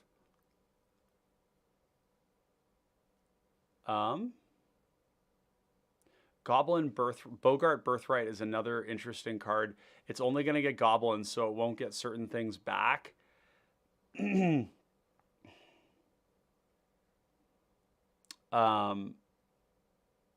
it is tutorable. I think that's going to go sideboard again. Shred Memory. If we're, I actually don't think we're going to be playing the combo in purest honesty. I think if you're doing Murderous Redcap, you obviously play the combo. But I think here we are not. So Shred Memory goes out. Hey, Jen, I'm finally back to the live streams. Dude, I'm so glad to have you back. Welcome, welcome, welcome. For those of you who don't know, Jen Shooting Star is one of our esteemed patron connoisseurs, also a content creator himself from Brazil. So say hi to Jen, and glad to have you in the chat, buddy. Hope you're doing well. Creatures. We're going to play the Piccoli Bogart. We're going to play the Changeling Outcast. Boy, I like these menacing creatures a lot. And I don't think we need these shitty removal, like this Skirk Marauder stuff. I just don't think we need it. Zada's Commando is first strike, which is pretty cool. Sting Scourger is like, why? You know, because we have all this other good removal. You know, it's good. Goblin Replica is like destroy an artifact, but it's like, is that good? I don't know. Artifacts, like, there's a couple of good artifacts in this format that are like really worth killing. Whisper Silk Cloak, Cranial Plating, Nurok Stealth Suit. The following cards are good artifacts, but they are not worth playing these cards in your deck. Bonder's Ornament is not worth playing Artifact Destruction in your deck for that reason. You're playing it for other reasons. Network Terminal's good. Honored Heirloom is a reason to play Artifact Destruction, but generally speaking, those decks are in blue, and they can just bounce it at end step and then try to do their combo thing with Ghostly Flicker. So, yeah. So I think Goblin Replica is going to go. The Torch Runner is interesting. I like how it just sits there and says, don't attack me. That's pretty cool. The Raging Redcap is very appealing to me, as having double strike. The Redcap Heel Slasher is great, having first strike and granting first strike, and also being like a 3/4 first strike. The Wart Eye Witch is kind of cool. There's a couple of other ways that we can, you know, when things die, scry. Jin says, I got here late. The idea is to flood the board with goblins and sack Persist, our commander, to win the game. We're actually, we are not going to play the combo, which is going to be no surprise to anybody who is a regular of the stream. I tend to avoid combo because of the target it paints on your back. And we have to really keep that in mind when we're playing Magic, that the cards that we choose to put in our decks eventually become public. You can't conceal that information forever. And the reality is, if I sit down with somebody who wants to conceal what's in their deck, I'm going to treat them as if they have the thing that I'm worried about. So they either just tell me the truth, or I treat them like they have the worst possible thing that I could face up against. So for me, the combo has to be like the game plan, or it has to be incidental. I kind of like being able to say, like, I have a combo in my deck, but I have no ways to find it other than just draw cards. And then those cards are generically good on their own, right? Like Third Path Iconoclast is a great example of a deck where you could very easily, make slots for, maybe eight cards. I think it's probably even less than that. Just to put the Banishing Gnat combo in there. And it's like all of your pingers work with Sojourner's Companion and with Mirror Enforcer. The Banishing Gnat is just a good removal spell. Yeah, you just get Affinity and do it. You just need the untappers. So you need Steel Fin Whale, which is just a great card. Like, it's going to be 1 mana, 3/4 Vigilance. It's like a weird Tarmogoyf. You probably have to play like Battered Golem, which is a bad card. But you can play Mirror and Spy too. So it's probably like 8 cards. And in that case, that's not that many. And the deck defends itself well. So yeah, anyways, not to get too lost in the sauce, but just wanted to cover that. So yeah, no combo. We are going to play First Day of Class because the card is good. Maybe. Actually, maybe not. We're not going to play it. Never mind. Who am I kidding? Oh, creatures. I want to see if there's any effects. Oh, there's a few of these. Whoa. There's a Minotaur Lord. Keep that in mind for when you play some sort of weird changeling card in red. I don't know. This is a cool card, but currently not a good home for it. Weird. All green creatures you control get +1/+0 until end of turn. All non-green creatures you control get +1/+0. That's bizarre.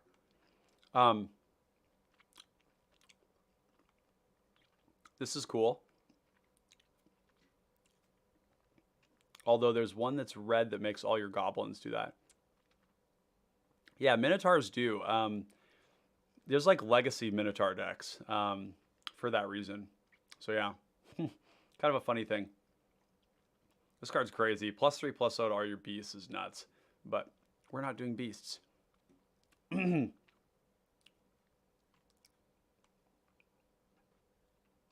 of Fury. +1/+0 on first strike. If we sack the enchanted creature, all goblins are going to get that. Throw that in considering. Oh,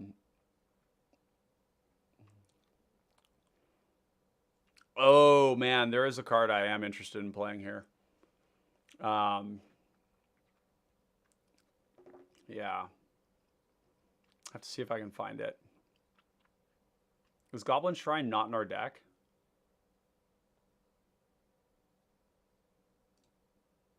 Wait, what am I missing?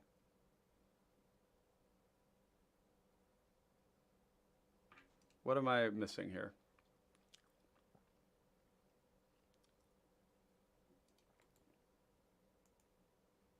Weird. Goblin Shrine. We have the card. Was I putting it into considering or something? Huh.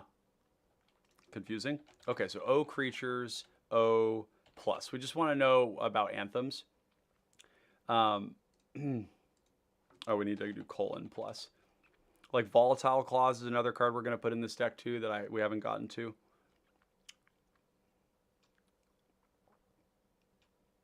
Yeah, okay, there it is.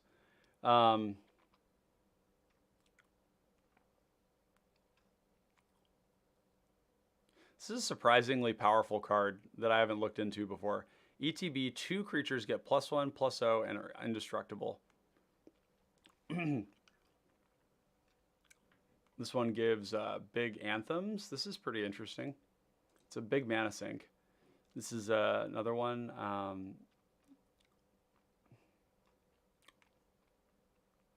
Orcish Oriflame. This is what I was looking for. Yeah, I kind of like this. Persistent Pack Attack. This is a crazy red card. I've been winning games with this card with TPI.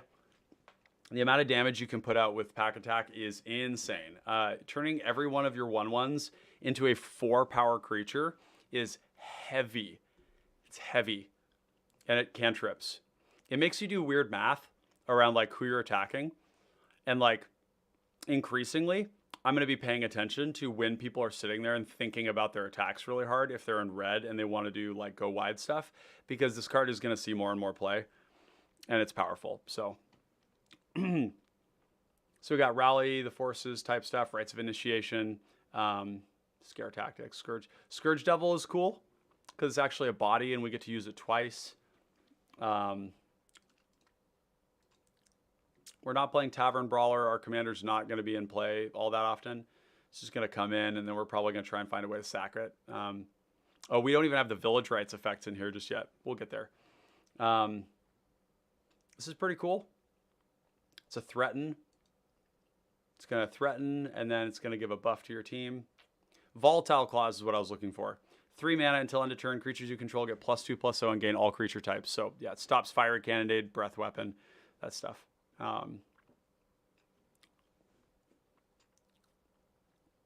Oh, I think we also want to play Coronation of Chaos, too. Yeah, we're going to play that. This card's really good. Another, like, great red card. Goad 3 creatures. They can't block this turn.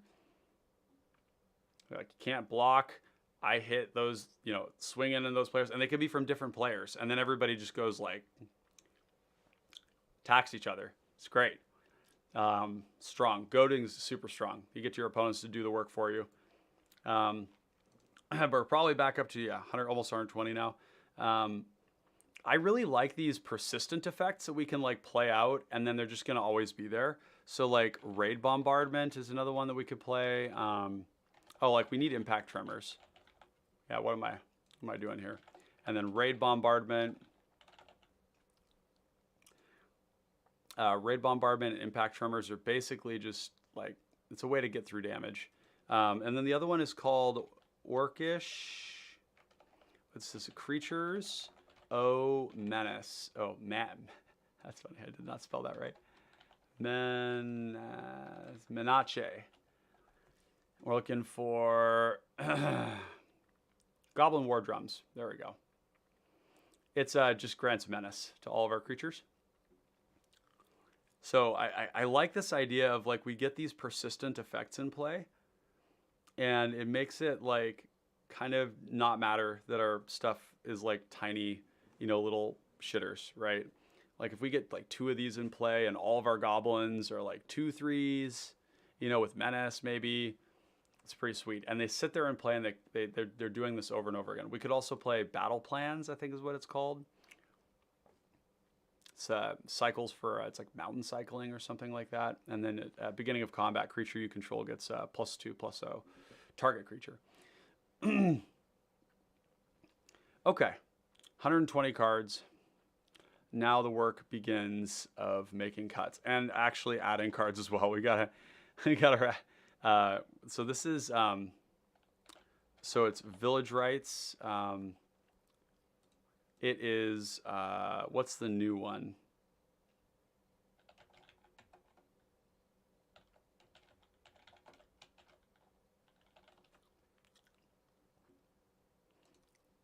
Corrupted Conviction. This is the one. Corrupted Conviction. This reprint's so good for what we want to be doing. This is pretty cool too. It's like a body that has draws on it. Reckoner's Bargain. Village Rights we've got. Yep. 2 mana, draw 2, sack a creature. This is sorcery speed, so we'd rather play something different like Costly Plunder. Or Altar's Reap, but I think we don't need to do that. We've got lots of card draw. So let's throw these in. Deadly Dispute. You can see we have so much card draw in here. Holy Moses. Corrupted Conviction. Anthems. Anthems. Okay, that's enough anthems. All right. Now, I want to get this down to 20, just like 20 of the best kill spells we can possibly muster. And then we're going to put evasive stuff. This is if you've sacked a permanent this turn. I think that's going to be hard to turn on. Foundry Street's not going to make it. It's just going to run in and die. That's not good enough. This, this Rust Razor Butcher, though, very frustrating to block. First Strike Wither is it's a hell of a combination. Kind of like it. I want to try it. Haste is not going to be good enough. Trample could be good, but I'm thinking that actually just like these creatures that are hard to block or make things not block. The Blast Runner is not going to be reliable. Torch Runner is pretty defensive, I would say. We're going to cut some stuff here too. So like the easiest cuts here are Shatter the Source and Mob. And maybe the idea here is because we have a kill spell in the command zone, maybe this needs to be a lot leaner. Yeah, that's actually the answer. This needs to be way leaner. Shatter the Source, we don't need this stuff. We've got kill spell in the command zone. Just gonna do this here and say lands like that. Yeah, Raid Bombardment's basically an Anthem. And we'll just put Tremors in there for now. It's kind of lazy, but whatever.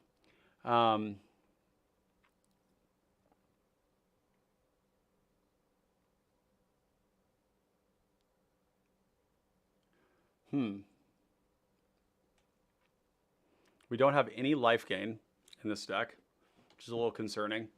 Like Basilica Screecher would be good. We have a lot of fairly cheap spells. Yeah, I think that one. It's hard because we're...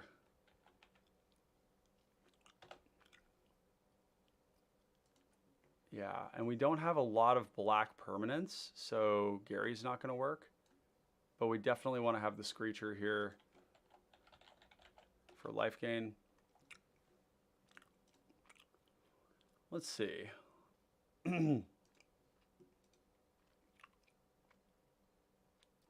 Coronation of Chaos may not make the cut, unfortunately. It's like very good. And we probably need to go up a land as well. Probably want to be at 35. Yeah, we have a lot of cuts to make. Okay, so Outnumber might be the one, or Goblin Grenade. Goblin Grenade's probably the one, as ironic as that sounds, because it's a strong card, but yeah. The rest of these are basically the best of the best. Spike Shop Goblin can go. That one's not premium. This is about right. That's what I want there. Edicts have become increasingly not exactly where we want to be. But it depends on the deck. It depends on the deck. Like, yeah, it really depends on the deck. Wart Eye Witch is going to go. The Mud Button Torch Runner, I just don't think it's going to make it. And I don't think the Death Striders, yeah. 115. You can start to see the shape of this deck, right? We have like 21 draw spells is crazy. I think Crimson Fleet Commodore could come out. This one, like, I don't really want my Monarch cards to be aggressive. I want them to be defensive. We have a deck full of cards that can apply pressure. Monarch is good in this deck. It's going to be strong. And the other thing is, like, do we have enough bodies to support lots of usage of them? What other stuff do we not have that's just generically good? This is all looking good here. Oh, Makeshift Munitions.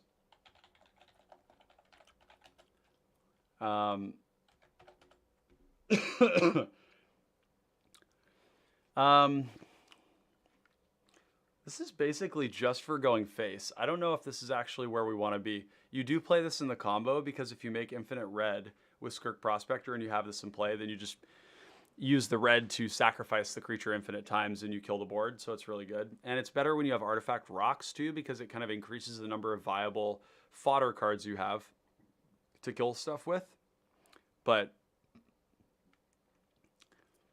we'll put it in for now. But I think this is going to be sideboard. Like, we're going to be kind of thinking about how we can get it in. Warren Weirding, Vraska's Fall. I'm not even certain that we want Vraska's Fall over something like Fleshbag Marauder. Because Fleshbag Marauder, we actually have ways to reuse in our mana base. Like Witch's Cottage. And Mortuary Mire. Although, frankly, is this... oh, it's about 50-50. Okay, it's about 50-50. All right, so yeah, Witch's Cottage is fine. Sulphurous Mire, oh man, I can't spell this card. Sulphurous Mire, there we go. Type Swamp, type Mountain, Geothermal Bog. Path of Ancestry is great in this deck. Play that. We'll play Opal Palace as well because we're going to be using our commander a lot. Crap, we don't even have the Undying effects yet. Man, this is going to get really tough. Function. Let's see if Protection comes up. As like... Oh, that's not a thing. Interesting. Okay. CMC equals less than or equal to 2. O return, O creature, O battlefield, type instant. And we're going to play the 1 mana ones mainly. So Feign Death, Supernatural Stamina, Undying Malice, those are great. Lifelink is really interesting because that means our that's really good. That means our creature is going to come back in and lifelink hit somebody for damage. That's strong. I like that a lot. In fact, I'm going to prioritize that if I can. Is there anything else that grants lifelink like that? Maybe not. Maybe it's the indestructible stuff. Yeah, you choose between indestructible and lifelink. Fake Your Own Death, probably pretty good. This one brings it back to your hand, which that's not as good as just putting it back into play because that's only 2 mana, whereas Ashnod's Intervention is going to be 3 to recast our commander. So we'll just put all these in for now. We got to look and see where they're going to fit in. Basically, each one of these acts as another use for our commander.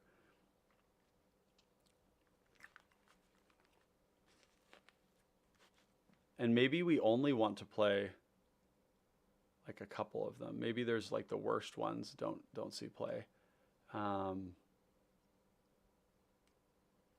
These are all a kill spell, essentially, right? Like, if we have Munitions Expert and we do this, then we have a kill spell. But we don't want to lean too heavy on that. So there's a part of me that thinks, like, Demonic Gifts and Abnormal Endurance don't make the cut. And then we just play these, and then we play Undying Evil. Right, because we have Undying Evil, Feign Death, Undying Malice. Yeah, okay. So these are like, they're like, I don't know what these effects are called. Does anybody know what these, like, Feign Death, maybe? Scam. They're scam. Scam. They're scam effects. Scams. That's how they, for those of you who don't watch other formats, Rakdos Scam is a deck that seeks to free cast cards like is it Menace? No, I can't believe. Not Misery, not Despair. There's Fury, there's Endurance, there's Solitude, there's what's the black one? It's basically a Thoughtseize that you can cast for free if you exile a card. So it's a lot like, let's see, Scryfall. I find this. what is it called? Oh, so it's function. Oh man, let's see. Grief, Ravamati, thank you very much. Grief, that's right. So basically, like the scam decks look to play a grief out on turn 1, and then if you you stack the triggers so that you look in their hand, you take something, and then the evoke goes on the stack, and you Undying Evil it, and it comes back, you know, as a 4/3 on turn 1. So you discard a card. It's very powerful, and same with the Fury, you know, and things like that, where you get multiple uses out of them. These are scam effects, so yeah, we're scamming our Munitions Expert, which is cool. Okay, so tons of draw, like an absurd amount of removal, like Coronation of Chaos, probably not gonna make the cut. It's not doing anything that we like need. And now the cuts are gonna have to come out of like really good cards. Oh, we can cut lands because we added some duels. Good to see you, Ravamati, by the way. Oops. We just cut the mire.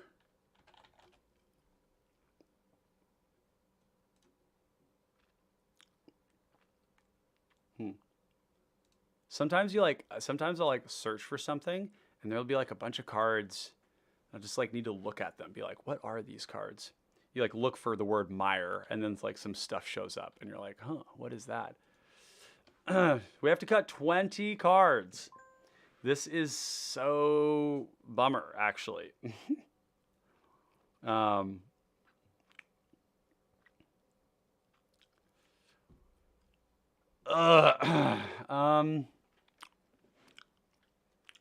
Okay, so like the cards that I've talked about already as being like, I don't know, maybe I need to be looking at some of these cards here. Oh, Putrid Goblin we can lose because we're not comboing anymore. Maybe we only want the Goblin cards that make like lots of bodies or have like some double strike, first strike, you know. Empty the Warrens is probably going to be quite good. We have a low curve. Falkenrath Noble, Hissing Iguana, I like both of those cards. We probably have too many anthems. 9 anthems is too much. But we're not going to leave. Oh, and we don't even have Witty Roastmaster. Yeah, this is the other Impact Tremors that is also... Oh, it's a Devil. Interesting. Yeah, and this one here is going to remove tags. The Raid Bombardment, remove tags. The Orcish Oriflame may not make the cut. It might not be enough. Pingers and pingers like that. So we have 4 of them in the deck. Impact Tremors, Raid Bombardment, Witty Roastmaster. Did I miss one?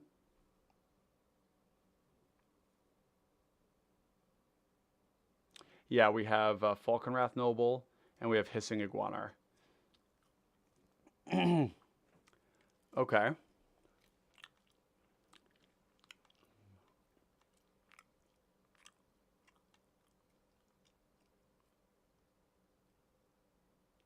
This Taskmaster might not make the cut. I think we've got lots and lots and lots to do with our mana. The funny thing is this is already starting to look like Legacy. Because in Legacy, it's just like this pile of like seemingly not good cards. And you just kind of like grind them down with like weird stuff. Now they have Lords and they have cost reducers and they have stuff like Muxxus. So it is different. But I think on the back of these, oh, yeah, unfortunately we do have to add another card here. Shrine Steward is going to find us our Goblin Caves or our Shrine. It's going to find an Aura. It's also a creature, also a creature, also a creature. Got to pull all these over, make sure they're all double tagged. I know some of you are going to lose your friggin' minds when you see me doing that, but it is what it is. Yep, okay, good. Creatures, cool. 20 cards. All right, chat, I'm going to start needing your help. What is coming out of this deck? 35 lands, 2 sweepers, 2 edicts, 2 tutors, Wrecking Ball.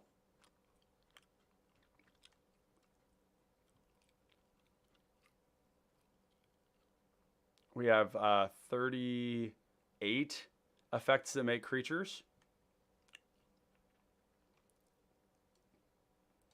I think Orcish Oriflame is going to go. This card is probably not good enough. And it's not tutorable. We can tutor for Goblin Shrine. Having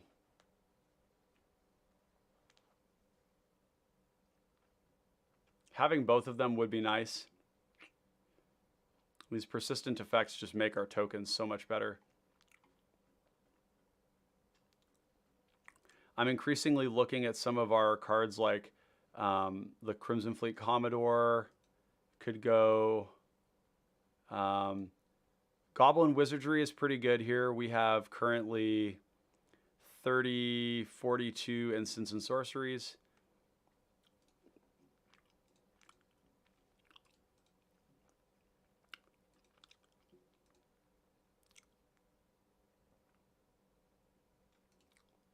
Echoing Decay can go.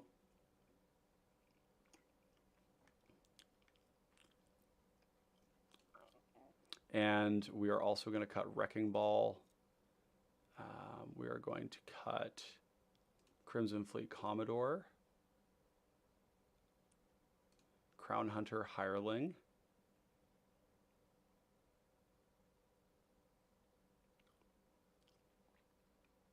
so keeping a little bit of Monarch, a little bit of all the initiative. We're basically losing the less optimal Monarch effects. You know, alternatively, the other way to look at it is we could actually just play the Monarch effects over the draw effects that aren't a sacrifice.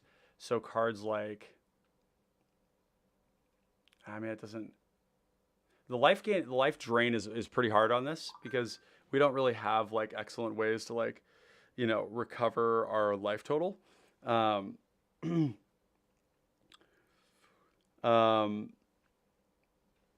And this removal suite's probably too big because this is 6, 7. It's still probably too big.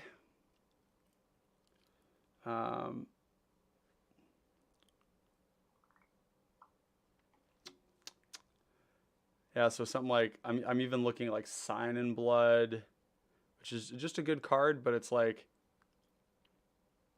maybe Synth. Maybe Synth isn't good enough. Synth is a really nice card. These are going to make us kind of like use our removal or our scams occasionally, right?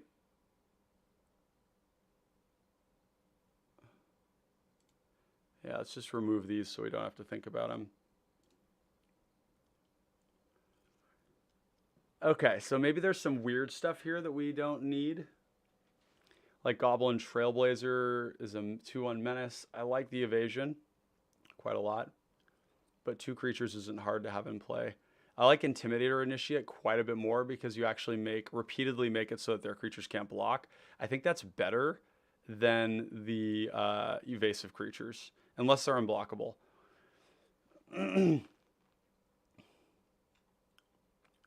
This Drill Sergeant's also card advantage. Got to make sure to put that there. First Strike, pretty good, but yeah, we'll take it out. I think we're actually going to have to make some hard choices around the creatures here. We're down to 30, which means like we actually really can't cut too much. Have to be careful.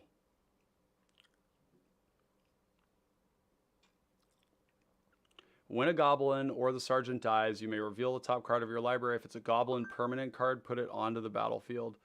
Huh.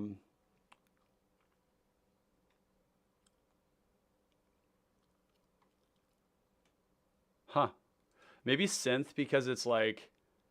Synth is a good card, but maybe because it's like not really relating to our goblin stuff. It's like a weird form of card advantage. It's not like super direct. I like the card a lot. It's quite good, but... We're down to 113, and now the cuts get absolutely agonizing. Like, What are you supposed to cut? It's got to be removal. It's got to be removal or scams. And I guess the question is, which is better? Like maybe the removal that is 2 mana is that. I really like this one, gaining the lifelink. That's huge. So I would actually prioritize that one over a 1 mana one.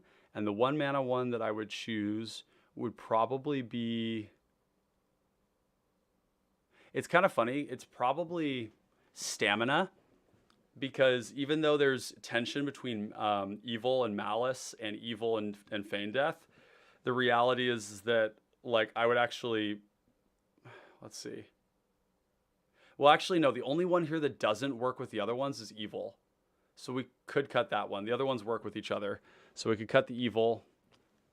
Because, like, as good as the commander is, these 2 mana kill spells are just, like, generally kind of better, right? Yeah. Considering, man, 11 cuts. I just don't even know. This butcher goes into considering. Down to 29 creatures though. This is a goblins deck, for dang sake. Where did all of our slots go? I mean, we're 32 technically, because these because there's some token makers that are spells. Do we have Dragon's Fodder, we have Goblin Instigator, Krenko's Command, and we also have Hordling Outburst. Yeah, okay.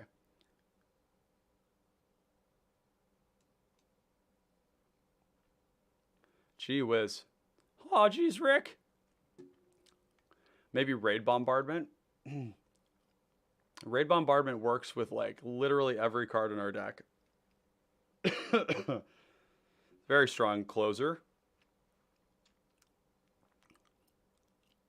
Yeah, it's funny. I go through these and I'm like, I don't think we can cut any more of these.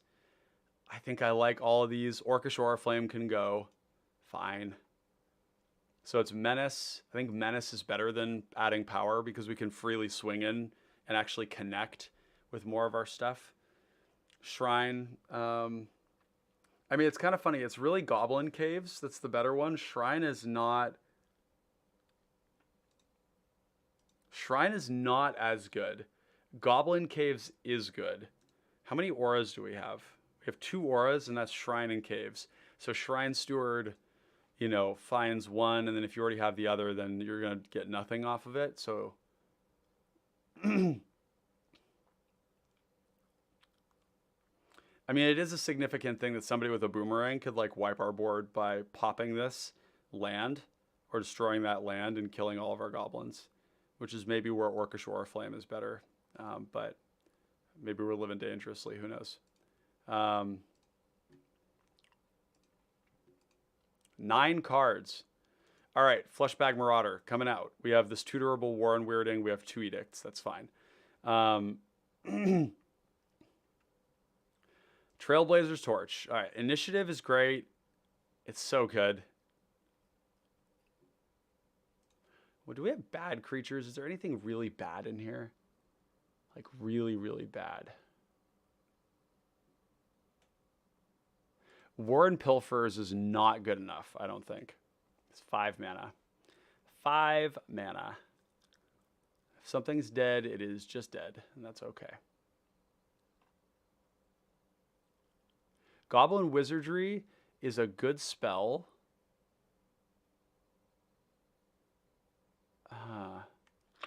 But when it...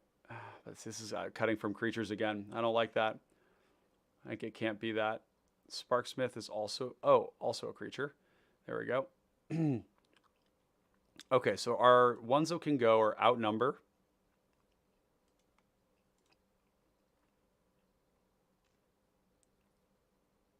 Six cards left. Holy Moses. All right, we're going to cut a land. 34 is probably fine. Our curve is, like, very centered around 2 and 3.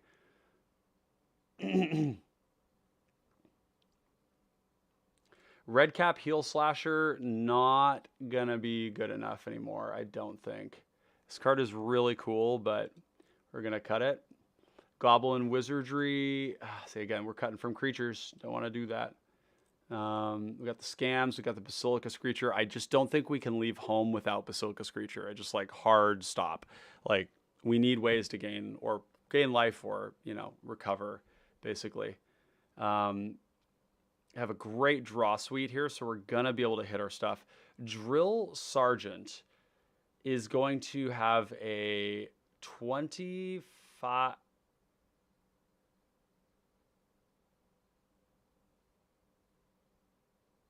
Only 16. This is saying I only have 16 goblins in the deck. Is that really true?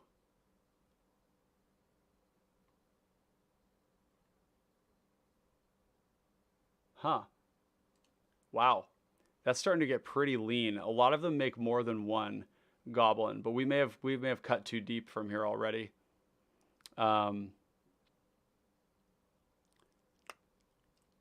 So I think what we're seeing here, for those of you who are watching this later on, since most people are off the stream at this point, is that you're frequently forced to choose a lane, right? You need to pick a lane and follow it. And you can see I'm trying to dip into a lot of different stuff here. And that can be a problem. So like Shrine Steward, like, is it crucial that we have Goblin Caves? It's an 8 mana play. 8 mana. It's a lot of mana. And these cards are really, really good, but I don't think Shrine Steward's worth it. If Shrine Steward also got Oubliette, which would be crazy if this was just also an aura for some reason, then I think we would get it. But yeah, I think that goes. And we may actually need to go back up on some goblins because I think we may have gone too deep, cut too deep.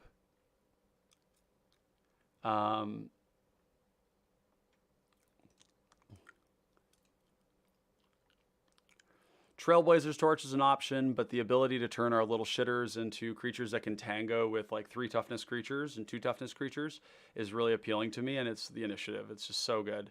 So strong. So strong. We've got these scam effects, which, like, you know, we could cut all of these and just be done with it, you know, but I just think that they're really strong. Getting to like reuse our commander, like cast one of those, sack it with Corrupted Conviction, draw 2 cards, you know, you kill 2 things, and then it comes back into play, you know, it's just like really strong. Raid Bombardment's interesting. So like Impact Tremors and Witty Roastmaster, we want to get them out early and then do the pinging thing. Raid Bombardment's great when we have lots of creatures. And then we just get to convert a bunch of damage. If we have like raid Bombardment plus like War Drums and they also have Menace, then it doesn't matter that they're 1/1s. You know, it's just like they're gonna go hard. All of these cards are great. All of these cards are great. I don't want to go down on removal. We technically have 19 removal spells right now. But they have to come from somewhere. So Reckoner's Bargain is an option. It's a good card, but it's not like actually going to gain us a ton of life. I think we can pull Reckoner's Bargain. 2 more.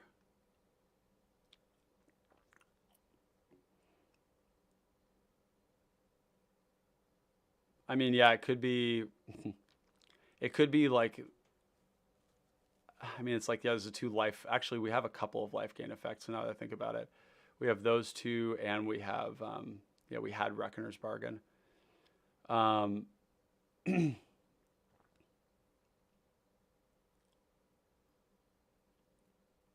These cards are going to be so good. Mirrodin Avenged and You're Already Dead. I'm really bullish on those.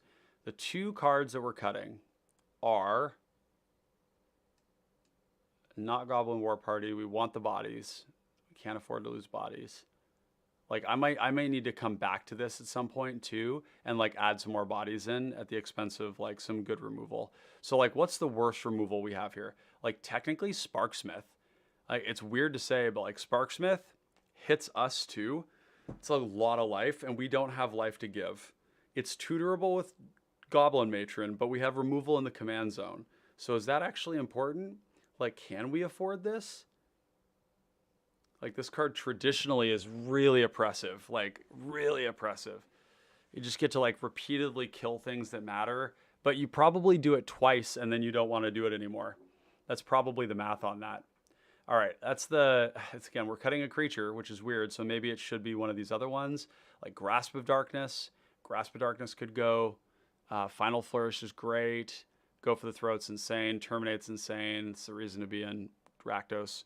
Victim of Night's insane. Oubliette we don't cut. Tragic Slip is going to be very good with the commander. Scred is good. Thunderclap is one that we could consider. Thunderclap is costing us a mountain, and we actually don't have a ton of mana sources in this deck. So let's, for the time being, and actually Snuff Out too, that's another option. It does cost us life, and that's hard.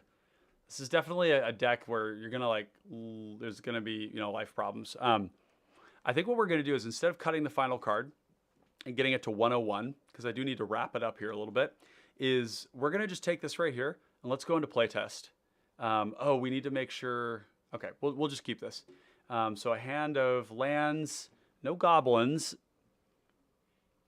but it's got draw spells. So we'll go ahead and keep it.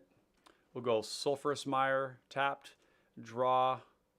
Okay, got these two. We'll just pass. You know, like on that turn 2, we could always use this on like a Llanowar Elf or something as well. That's an option we have. In this case here, we're going to go 1, 2. I don't really want to be like drawing cards right now because we are going to have to discard if we do, I think. Right? Yeah. Obsidat. Deck looks like it needs a Kiki Jiki. Yeah. No, I mean, you know, goblins are made strong in other formats by having Conspicuous Snoop, Kiki Jiki, you know, Muxxus, Sling Gang Commander, Siege Gang Commander, you know, all of these, like, even Fable the Mirror Breaker, I believe those are goblins too. Like, all of those effects are really strong. Like your Goblin Lackey, Goblin Matron. We do get Matron, but we don't get Ringleader. And by the way, speaking of which, WotC, if you're out there, please downshift Ringleader. This card would be perfectly fine in Pauper, and it would make such a cool, like, Legacy Light, like, Rakdos Goblins deck in 60 card. It would make a huge difference in this format, but in 60 card, it would be so cool. And then following that, downshift Gempalm Incinerator. Gempalm Incinerator is such a cool card, and it's such an interesting form of, like, card advantage in a sense. That you can like tutor this up, kill something uncounterably, and draw a card off of it. You can like get your removal off of the Ringleader, stuff like that. So anyways, Ringleader and Pauper, absolutely. Yeah, for sure. I mean, you got to think about it this way. 60 card Pauper, sometimes people mistake commons only for being low powered. But I'm here to tell you that burn in Pauper is stronger than it is in Legacy. In context. You get to play like all of these incredible, I mean, yeah, it's just, I think it's fine to print cards like Ringleader. It's a 4 mana 2/2 that draws you maybe 4 cards, which is a lot, but it's random. You don't know what you're going to get. And it's flickerable. There's that too, but that's really cool. Like, yeah, you play like Rakdos Goblins, and then you maybe have some scam effects. And I think it would be just a very grindy, old school Legacy Goblins deck, which would be sweet. So, yeah, both of those. And Reckless Bushwacker would also be another one that I'd like to see downshifted. We're just going to go ahead and cast the spell here. We're going to go ahead and cast the, actually, we'll just cast the Bogart and pass. Because we don't have anything that we really care to cast yet. So we'll do this, instantly noticing, by the way, already that we don't have enough goblins in play. Yeah, Obsidian Pauper Goblins would like be a dream come true. I have Pauper Goblins right here. This is just a mono red version of it, but Rakdos mid-range goblins with like, I mean, shit, you could even print Munitions Expert into the format and it would be fine. Be perfectly fine. Munitions Expert's good, but it's like, it's a tribal payoff. You have to like stick in your lane. And I think that's okay. Like we have Monastery Swiftspear, we have Fire Blast, we have Brainstorm, Ponder, Preordain, Counterspell, Foil. But like right off the bat here with this hand, like I'm noticing we don't have a lot of goblins and that worries me. So we're going to be paying attention to that as we go ahead here. we're going to actually just make a counter like that. Oops, pull this off to the side. So we'll take this one here and we'll make 2 of those. So we're building up a board, and now we're looking for our next land drop. And this is probably swinging every turn. So what we'll probably do here is just cast the torch. We're going to go find a swamp, grab that, put it into play, and we've got a scam effect. So we can like block here. So like say they attack, and we block with this, and then we go supernatural stamina. This dies, goes to the graveyard. We double the number of tokens we have there. Okay. And then next turn, we'll probably have to get the initiative back. So let's just presume that we do. This is going to go into the graveyard. And now we actually have 5 goblins in play, which is pretty cool. That scam effect was really useful on that Beetleback Chief. In fact, there's another, I think it's an MTGO only, or maybe it's a arena only Beetleback Chieftain. Similar. So I think here, what we want to do is pay 1 to equip this to, actually the Bogart can get through anyways. So the Bogart goes and gets the initiative. The Bogart is going to get counters. 1, 2, like that from the initiative. We didn't have to pay any mana for that. And now what we can do is we could deploy Thorn and gain the Monarch, but I actually think the better thing to do is hold up Munitions Expert, Village Rights, and Victim of Night. And then when we've killed the board, then we deploy the Monarch, and then we hold up Arms of Hadar. So during their turn, we go 1, 2, Munitions Expert, and we kill something.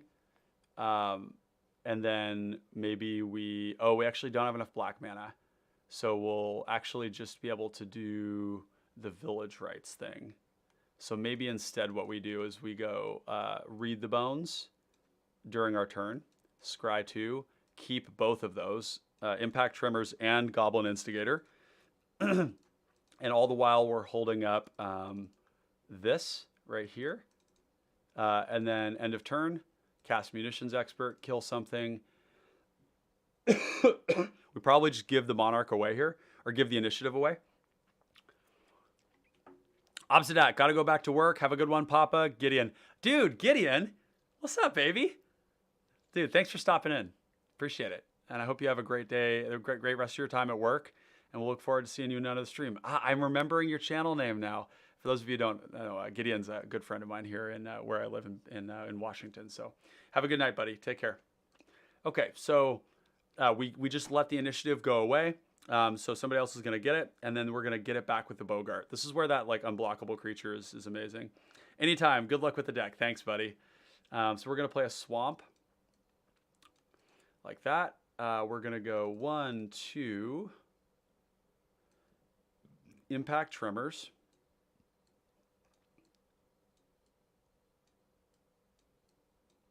And then we are going to, I think this is where we go 1, 2, 3, 4. Thorn of the Black Rose. Ping everybody. Gain the Monarch. We're going to draw a card at end step. We gained the initiative too, so with the Prickly Bogart, so we probably goaded something. And then we probably like do some chump blocking. Maybe we block with the Thorn. Graveyard, we probably...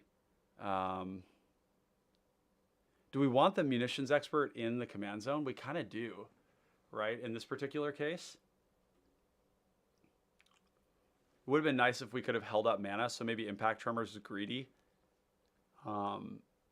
But yeah, let's just say we block with this, and maybe we block with like a token like that. And so we're keeping the Monarch in the initiative. We probably have to do that twice, so let's just say we go down to that. Beginning, we're gonna make a skeleton token. And so we'll just put down a, I wish they had fixed this, but skeleton T token. Okay, boom, like that from the initiative. And we're gonna draw for turn. And at this point, I think we wanna get our pinging going here. So we're gonna go 1, 2, 3, Witty Roast Master, ping. 1, 2, Goblin Instigator, ping, ping.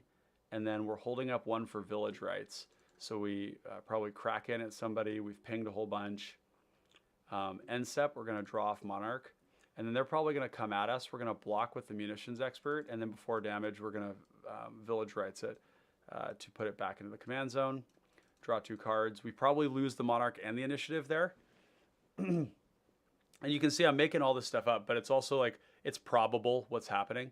So this game looks reasonable. Like we have a lot of cards. We've had a lot of cards this whole game. You know, our Munitions Expert probably killed something. And then, you know, it'd be nice if we had more scam effects, and it would be nice if we had more goblins. I'm definitely feeling like we have a lot of like these non-goblin spells. And that concerns me. I want more goblins. And all those like first strike menace goblins would be great on stalemated boards. So yeah, or with the initiative.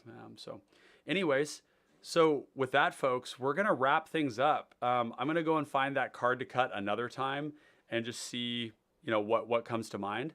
But this has been really fun. Like just looking into how you can take this tribe and do some pretty interesting stuff. There's just like a really good generic Rakdos deck going on here that kind of goes wide, has some like aggressive and defensive elements in it, has efficient removal, and has some of these scam effects and ways to apply persistent pressure through permanents that are non-creatures, as well as just a kill spell in the command zone. So definitely a deck worth looking into. I think that it probably needs quite a bit more work to get this into a place where we're really happy with it. But yeah, so with that, we're going to wrap things up. I am going to do a quick thank you to all the folks who make this channel possible for Clay and I at the Connoisseurs. So just want to thank our patrons. We have Zach, Scooby, Chris, Tristan, William, Corey, Paul, Derek, Devin, Ian, Bobby, Jin Shooting Star, and Noyark. If you too want to become a patron of the channel, gain access to our exclusive Discord, get early access to videos, get to vote on our Let's Builds that we have. This was actually a voted Let's Build. The Connoisseurs voted to have goblins this week. Our other options were Narfi, the Betrayer King, and the new Kenra Spell Spear. So definitely some high value there. And I'll put it on the screen. The interface that you see me using here with, you know, where you basically can see your face in this nice window with a nice border. You can have me customize it to have your Twitter and your Moxfield links down below. You can have it branded with whatever you want. I also have interfaces for Moxfield playtests. So if you're into that and you want an easy plug and play system that looks really, really good for recorded videos, that's one way that's really easy to get into our recorded videos is when everybody's using that interface, it just looks beautiful in our edited footage. So, so yeah, I have a bunch of these. They're pretty expensive if you get them online. And through this $10 a month, you get them all for me. So, so yeah, voting access, exclusive member of the Discord. You get shout outs just like this every single time.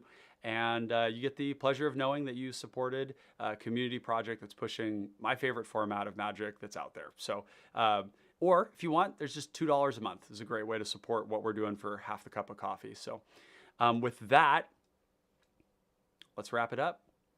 Thank you all for participating today. Appreciate you all joining us for this live stream. It's great having you all here. Hope you all have a great start to your weekend, TGIF. And with that, Connoisseurs of Fine Common Cardboard. We'll catch you on the battlefield. Peace out.